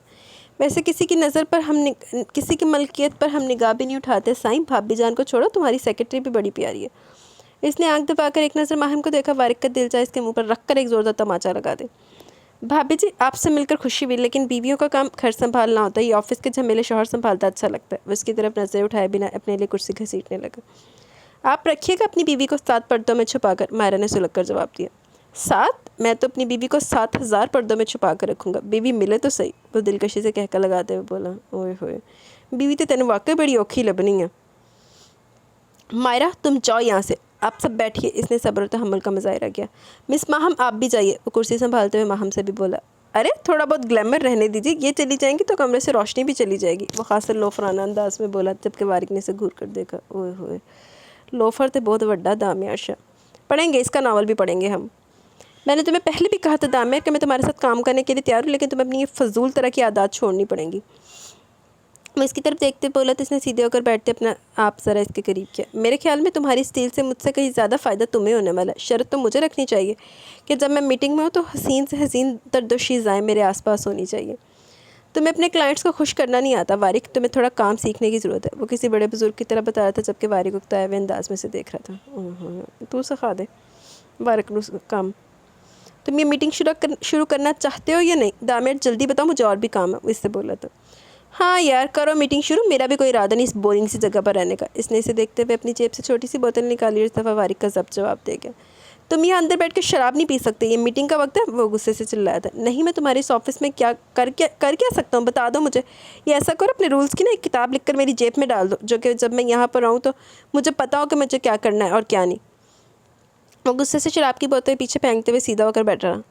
अब इसका मज़ीद मूड नहीं था मज़ीद कोई भी फजूल बात करने का, जबकि इसे सीरियस मूड में देखकर वारिक भी कुछ हद तक सीरियस हुआ था। आप लोग बैठेंगे, यूं ही आप लोगों ने मीटिंग अटेंड करनी है, वो पीछे खड़े आदमियों को देखकर कहने लगा, जबकि इसके गुस्से को देखते हुए सब लोग भी बैठ गए थे। माँ हम कब से घूरे जा रही थी, जबकि वहीं बाहर खड़ी फाइल चेक कर रही थी और इरादा वारिक की मीटिंग ख़त्म होने के बाद अंदर जाने का था। इसका दिल नहीं कर रहा था यहाँ बाहर बैठने का। आप वारिक साहब की बीवी हैं? वो अब भी हैरत की इंतहा पर थी। अचानक ही लबो लहजे में एहतराम उतर आया था। ओए होए सही है दी, हवा टाइट हुई माहम दी। इसके लबों पर गहरी मुस्कुराहट आई। इसने नज़रें उठाकर इसकी तरफ देखा। आपको खुशी नहीं हुई जानकर, वो मासूमाना अंदाज में बोली, जबकि माहम ने फ़ौरन नफ़ी में सर हिलाया। जी मैडम खुशी क्यों नहीं होगी, आप तो हमारी मैम हैं, लेकिन आप इस तरह से क्यों मतलब काम कर रही थी? क्या हम वर्कर्स पर नज़र रखने के लिए? वो परेशान थी क्योंकि इसके साथ सबसे ज़्यादा मिसबिहेव तो इसी ने किया था। अगर तो वो वर्कर्स पर नज़र रखने के लिए आई तो माहम की नौकरी खतरे में थी। हाँ दरअसल कुछ ऐसा ही है, वारिक को अपनी कंपनी में काम करते लोगों से काफ़ी ज़्यादा मसला हो रहा था, बस इसीलिए वो जानना चाहते थे कौन क्या कर रहा है। इसने मज़ीद इसे डराते हुए कहा। ओए होए सही तोते उड्डन गे माँ हम बीबी देते होते ताहर दे। मैम प्लीज़ सर को मेरी शिकायत मत लगाई कीजिएगा, मैं तो अपना काम बहुत अच्छे तरीके से कर रही हूँ। मैं जानती हूँ मैंने आपके साथ थोड़ा मिसबिहेव किया है, क्योंकि मुझे लग रहा था कि आपका ध्यान काम पर नहीं है, लेकिन I am really sorry, please ma'am मेरी शिकायत मत कीजिएगा। वो बहुत परेशान होगी, जबकि मायरा को इसकी हालत पर बहुत हंसी आ रही थी। हाँ ठीक है मैं देखती हूँ कि क्या करना है। वो कंधे उचकाकर छोटे से कैबिन की तरफ आ गई, क्योंकि अब इसका अकेले बैठने का मूड हो रहा था। ताहिर साहब की तो हालत ख़राब हो रही थी। ओए होए, क्योंकि ये सारी बातें तो वो भी सुन चुके थे कि मायरा वारिक की बीवी और इस ऑफिस में इसलिए आई थी ताकि सारे वर्कर्स पर नज़र रख सकें। एक्सक्यूज़ मी मैम, क्या मैं आपसे थोड़ी सी बात कर सकता हूँ? ताहिर साहब दरवाज़ा खटखटाते हुए अंदर कहने लगे। ओह इसने अपनी हंसी छुपाते हुए अंदर आने की इजाज़त दी। ताहिर साहब ये जो अंदर है दामियार शाह, ये किस खेत की मूली है? मेरा मतलब इसकी सोच काफ़ी अजीब नहीं? हर लड़की को अजीब तरह की नज़रों से देख रहा है, और मसूफ़ को अपने कहने है कि बीवी को 7,000 पर्दों में छुपा कर रखेंगे। मायरा को तो इसने ज़्यादा देर दामियार के सामने रुकने नहीं दिया, इसलिए इसने ताहिर से पूछा था। अरे मैडम बहुत पहुंची हुई चीज़ है, अमीर बाप का अमीर बेटा हमारी कंपनी के लिए किसी सॉफ्टवेयर के चक्कर में चक्कर काट रहा है। बहुत बड़ी डील चल रही है और वारिक साहब का क्लास फेलो रह चुका है। इनकी यूनिवर्सिटी में दोनों के ताल्लुकात कुछ अच्छे नहीं थे। वारिक साहब इसे पसंद करते हैं ना, वारिक साहब को खैर इसमें पसंद करने वाला कुछ है भी नहीं, सिर्फ शक्ल ही अच्छी है, वरना करतूत तो तोबा तोबा। गर्लफ्रेंड्स तो ऐसे बदलते जैसे कोई कपड़े बदलो। अगर इसकी तरफ से हमारी कंपनी को 50% का फ़ायदा ना हो रहा होता तो मेरा नहीं ख्याल कि वारिक साहब कभी भी इसको मुँह लगाना पसंद करते। ऑफ़र अच्छी नहीं है, बहुत अच्छी थी, लेकिन वारिक साहब ने अपनी शर्त रखी कि कोई लड़की मीटिंग में शामिल नहीं होगी, ना ही वो हमारे ऑफिस की किसी भी लड़की पर गलत निगाह डालेगा। लेकिन फिर भी हरकतें तो आपने देख ही ली होंगी इसकी। वो इस तरह से बोला था जैसे खुद बहुत ही कोई नेक किस्म का इंसान हो। मायरा ने सिर्फ हाँ में सर लाकर इसे वापस भेज दिया। जबकि मीटिंग खत्म होते वो लोग बाहर निकले कि ना डील फाइनल हो चुकी थी। इसने अपनी आंखों पर काला चश्मा चढ़ा के रखा था। जो माहम के करीब से गुजरते इसने आंखों से हटाकर माहम को सर से पैर तक देखा, जो ज़रा सा शर्मा कर एक अदा से सर झुका के। माहम भी पूरी मीसनी है, पूरी शय है।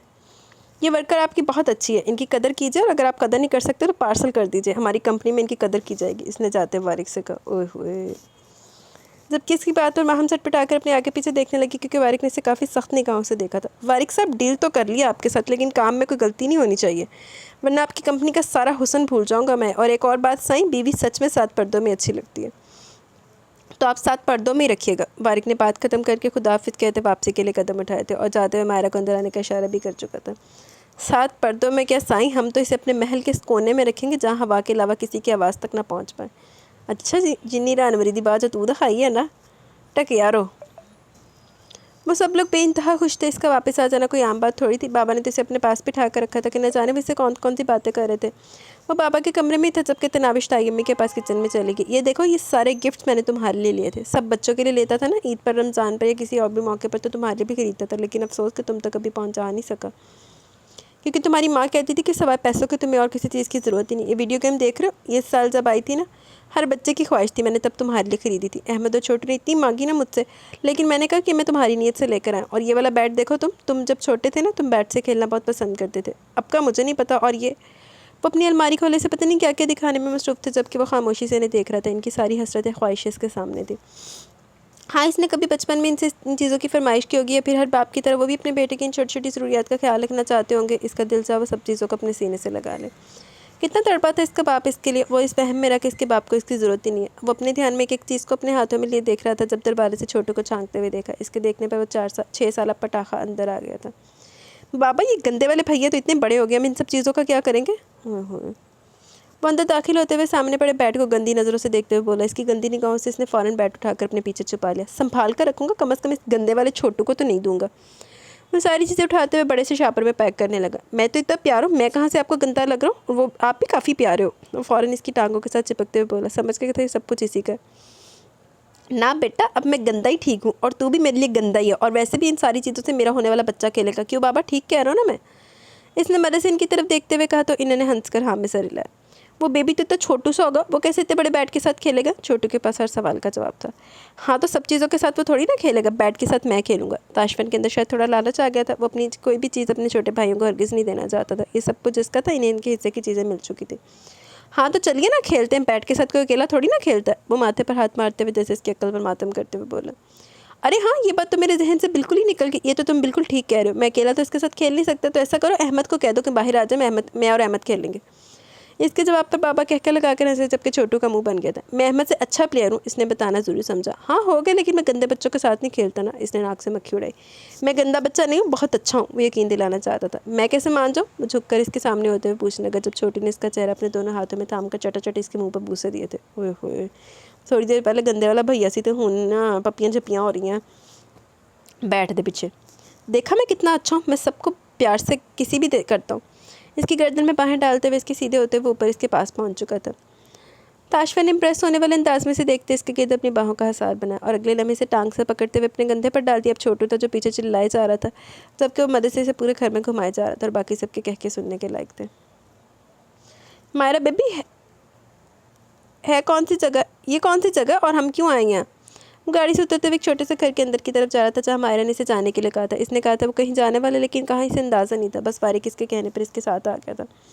जी सर, अंदर आइए, ये घर है जिसके बारे में बात कर रहा था। इसी घर की कीमत अदा की है आपने, 1,90,00,000 रुपये। 2 बेडरूम है, किचन है, ड्राइंग रूम है, अटैच बाथरूम है और कागजात घर के बिल्कुल तैयार है। मैं अभी देता हूँ, आपको सिर्फ साइन करने हैं। वो आदमी ने पूरा घर दिखा रहा था, जबकि मायरा को हैरत भरी निगाह नज़रों से देख रहा था। आखिर मायरा क्या चाहती थी और इसने क्या सोच के लिया था ये घर, और वो इसे क्यों लेकर आई थी?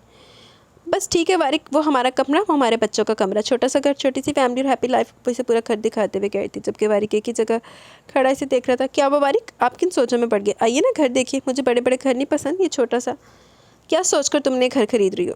और किसकी इजाज़त से कहा, किसने कहा तुम्हें अलग घर लेने के लिए? हम जहाँ हैं वहीं ठीक है। इस आदमी के बाहर जाते वारिक ने गुस्से से कहा, जबकि मायरा इसकी बातों को इग्नोर करते हुए इसे किचन में चलने के लिए कह रही थी। आपको पता है, किचन भी बहुत अच्छा है वारिक, अब तो मुझे खाना बनाना भी आ गया, मैं आपके लिए अच्छे अच्छे खाने बनाया करूँगी। वो इसका हाथ थामे इसे किचन की तरफ ले जाने लगी, जब अचानक ही वारिक ने काफ़ी गुस्से से इसका हाथ झटका। तुम्हें मेरी बात समझ में नहीं आ रही? मैं अपना घर छोड़कर कहीं नहीं चलने वाला। तुमने ऐसा सोच भी कैसे लिया मायरा कि मैं अपना घर छोड़ सकता हूँ? वो घर जहाँ मैं बचपन से रहता हूँ, जहाँ मेरे माँ बाप है, तुम्हारे जहन में ये बात आई भी कैसे? इसका गुस्से से बुरा हाल हो रहा था, जबकि मायरा इसके गुस्से को बहुत लाइट ले रही थी। वारिक, हम सुकून से बाद में इस बारे में बात करेंगे, फिलहाल आप इन पेपर्स पर साइन कर दीजिए। वो कागजात इसके सामने लाते हुए कहने लगी, जबकि इस घर की पेमेंट पर एडवांस कर चुकी थी। इसे किसी भी हाल में अपना अलग घर चाहिए था। इस आदमी के सामने किसी तरह का तमाशा न बनाते हुए वारिक ने गुस्से से कागजात पर साइन कर दिए थे। मुबारक हो सर, अब से ये घर आपका हुआ, आप जब चाहें यहाँ रहने के लिए आ सकते हैं। वो चाबी इन लोगों को थमाते हुए अलविदाई कलाम कहता वहाँ से निकल गया, जबकि वो गुस्से से मायरा को देख रहा था। मैं इस घर में रहना चाहती हूँ वारिक, आपके साथ, मैं, आप और हमारा बेबी। इसका हाथ थामे से बता रही थी, अंदाज में मोहब्बती। और अहमद, छोटू, अम्मा, हम जाया करेंगे वारिक सबसे मिलने के लिए, वो भी आया करेंगे, वो यकीन से बता रही थी। अच्छा फिर? वो अपना हाथ इसके हाथ से निकाल चुका था। फिर क्या वारिक, हम सब मिलेंगे जब आप कहेंगे। आप रोज़ चले जाना इनसे मिलने, और फिर मेहमान की तरह रोज़ अपने घर से वापस इस डब्बे में आ जाना, क्योंकि मेरी बीवी को मेरे बाप के साथ एक घर में रहने से मसला, राइट? वो बेहद गुस्से से सवाल जवाब करने लगा। मायरा ने बिना इसकी बात का बुरा मनाया इसके सामने हाँ में सर लिया, क्योंकि हकीकत यही थी कि इसे इब्राहिम मुस्तफ़ा के साथ रहने में मसला था और इसके साथ एक छत के नीचे नहीं रहना चाहती थी। और इसे वारिक के सामने बात कबूल करने में किसी किस्म की कोई हिचकिचाहट नहीं थी। हाँ, वो इसके बाप से नफ़रत करती थी, हाँ वो इस शख्स से बेतहाशा नफ़रत करती थी। वो मोहब्बतों के लायक था ही कहाँ? एक कातिल से भी भला कोई मोहब्बत करता है? एक धोखेबाज शख्स इसने ज़िंदगी में दिखावे के अलावा कभी कुछ किया ही ना। वो भला मोहब्बत के काबिल कैसे हो सकता है? इससे तो सिर्फ नफ़रत ही की जा सकती है, और मायरा नफ़रत कर रही थी। हारे जो तेरे बगैर चाचा ने तेन सारा कुछ दसना ना, उदो तेरिया सारिया नफरत तो मोहब्बत निकलनियाँ, फिर मोहब्बत सच्चियाँ होनियाँ। वो इसकी नज़रों में एक कातिल था, वो कि उसके साथ एक छत के नीचे रहती। इसे वारिक से मतलब था, अपने शौहर अपने बच्चे से मतलब था। इसे नहीं रहना था किसी दूसरे तीसरे के साथ। हाँ, वो मतलब ही हो रही थी, इसे अपनी फैमिली चाहिए थी, इसे सिर्फ अपना शौहर चाहिए था। ना वो कोई बदला लेना चाहती थी, ना इसे अपने बाप की जायदाद चाहिए थी। इसकी सोचें, इसकी खुशियाँ महदूद हो चुकी थी जब से इसके अंदर एक नया एहसास पलना शुरू हुआ था। वो सवाए अपने बच्चे के कुछ सोचना ही नहीं चाहती थी, वो सिर्फ और सिर्फ अपने शौहर और बच्चे का साथ चाहती थी। इसे दुनिया से कोई मतलब नहीं था। लेकिन वो इसका क्या करती? इसकी सोच, इसकी खुशियाँ तो महदूद नहीं थी ना। वो तो अपनी फैमिली, अपने बाप के साथ ज़िंदगी गुजारना चाहता था। अपने गुस्से को कंट्रोल करने की कोशिश में इसने अपने सर के दोनों हाथों से दबाया और फिर इसके पास आकर इसका हाथ थाम लिया। मायरा, चुपचाप खामोशी से मेरे साथ घर चलो, मैं इस टॉपिक पे कोई बात नहीं करना चाहता, और बस एक लफ्ज़ और नहीं। वो कुछ कहना चाहती थी जब इसने उंगली उठाकर इसे वार्न कर दिया। मायरा के लफ्ज़ इसके मुंह में रह गए थे। वो पता नहीं गुस्से में क्या कर देना चाहता था, बस इसकी आंखों की सुर्खी देखकर मायरा ने इस वक्त इस टॉपिक को बंद करना बेहतर समझा और इसके साथ खींचती हुई बाहर आ गई। दरवाज़ा बंद करने की इसे याद ही नहीं रही, जबकि वारिक ने जाते जाते चाबी इस आदमी की तरफ पहुँचा दी, जिसने फ़ौरन ही चाबी उठाकर दरवाजे को लॉक कर दिया था। जी तो गाइस, यहाँ पे हमारी एपिसोड अपने इख्तिताम को पहुँची। ये थी आज सेकंड लास्ट एपिसोड। इंशाल्लाह कल इसकी लास्ट एपिसोड आएगी। कैसी लगी, किस तरह का, ज़रूर इज़हार कीजिएगा। अभी चलते हैं कमेंट सेशन की तरफ, देन वीडियो एंड करेंगे। Mahnoor, nice novel, thank you Mahnoor. Saim Waheed वालेकुम अस्सलाम, अल्हम्दुलिल्लाह मैं ठीक हूँ, आप कैसी हैं? ज़बरदस्त बॉयज़, ज़बरदस्त novel, thank you very much Saim Waheed. Tayyaba Ashraf, बहुत अच्छा नावल है आप ही, thank you very much Tayyaba. Mahnoor, काफ़ी हेडिक स्टोरी थी, nice novel, thank you very much. Hectic story थी, अच्छा, थैंक यू महानूर। आमिर, वालेकुम अस्सलाम, अल्हम्दुलिल्लाह मैं ठीक हूँ, आप कैसी हैं? बहुत ही दुखी नावल था, इतना जुल्म, और वो भी सब जुल्म ही बेटियों पर। इतना बुरा बाप था, अस्तगफुरुल्लाह, अल्लाह किसी के साथ ऐसा नहीं करे जैसा इन बहनों के साथ हुआ। नावल सुनकर दिल बहुत उदास और बड़ा बुरा हो गया। बहुत ही सैड स्टोरी थी, जुल्म की इंतहा कर दी जालिम इंसान ने, और एंड में अच्छा बन गया। वही तो, यही तो मेरे सब 900 चूहे खा के बिल्ली हाजू नहीं चली। सारी नावल के बगैरतियाँ घोलते रह गई थी, एंड तो सच्चा बन के आ गया बगैरत इंसान। इसके माफ़ी मांगने से, इसके सुधरने से इसकी जो बेटियाँ दो मरियम वापस आ जाएंगी, उन पर जो जुल्मों के पहाड़ टूटे हैं वो हट जाएंगे, ठीक। बहुत ज़्यादा सैड हो गई नावल सुनकर। प्लीज़ इस रिक्वेस्ट है कि ऐसे सैड नावल ना पढ़ा करें, जैसे आप पढ़ती हैं वैसे ही पढ़ा करें। इसने तो रुला दिया, इतने जालिम भी कोई बाप हो सकता है। हाँ जी, मैं खुद नहीं इसे पढ़ना चाहती, मैं खुद बड़ी दुखी हो गई थी, तो बस वो कुछ हो जाता है बीच में ना, बाई चांस निकल जाते हैं। ऐसा लगता है कि अच्छा नावल है, लेकिन बीच में इस तरह के निकल आते हैं। तो thank you very much Aamir. अभी वाला नावल सुने, मूड फ्रेश हो जाएगा, ताशफिन वाला। चौधरी जट, यार रोज़ क्या मांगेगी ताइस से? आते हो नकलियाँ किस्तां छोड़ने के पता लगेगा कि बगैरती को लियो ने। थैंक यू चौधरी जट। तैयबा अशरफ, बहुत अच्छा नावल है आप ही, थैंक यू तैयबा। अनीस बानो, वालेकुम अस्सलाम, बहुत ही ज़बरदस्त नावल है, स्टोरी बहुत अच्छी है, thank you dear, welcome Anees Bano. Lavish Salon, बहुत अच्छा, thank you Lavish Salon. Amreen Kashif, ज़बरदस्त novel, thank you Amreen Kashif. Turbina Taufeeq ने दिल भेजे, thank you Turbina. Abu Bakar Shawal, nice novel, thank you Abu Bakar Shawal. Saim Waheed, वालेकुम अस्सलाम, अल्हम्दुलिल्लाह मैं ठीक हूँ, आप कैसी हैं? ज़बरदस्त बॉयज़, ज़बरदस्त novel, thank you very much Saim Waheed. Zainab Ashraf, nice one, thank you Zainab. Kashaf Khan, यार माशाल्लाह बहुत अच्छा पढ़ती हैं आप, सुन के लगता है सुनती ही रहे। नावल भी अच्छा है, अच्छा चूज़ करके पढ़ती हैं, और बीच में कमेंट्स जो नावल में डबल मज़ा ले आते हैं। Thank you very much Kashaf, आप सुनती रहा करें। कशफ खान ने दिल भेजे हैं, कशफ खान ने एक और दिल भेजा है, थैंक यू। कशफ ने फिर दिल भेजा है, थैंक यू। कशफ ने फिर दिल भेजा है, थैंक यू कशफ। अमृता फैल, बेशक एक बेहतरीन नावल था, कीड़े वाला, नो डाउट, ये वाकई बेहतरीन नावल था, थैंक यू वेरी मच आमरा। Mahnoor outstanding novel, thank you Mahnoor. Mahnoor interesting novel, thank you Mahnoor, ये वाकई एक अच्छा नावल है, मुझे पसंद है। साइम भाई वालेकुम अस्सलाम, अल्हम्दुलिल्लाह मैं ठीक हूँ, आप कैसी हैं? ज़बरदस्त। अस्मा सिराज, क्या आप प्लीज़ ये नावल रीड कर सकती हैं? नाम है ज़िंदगी कभी तेरगी ते कभी रोशनी।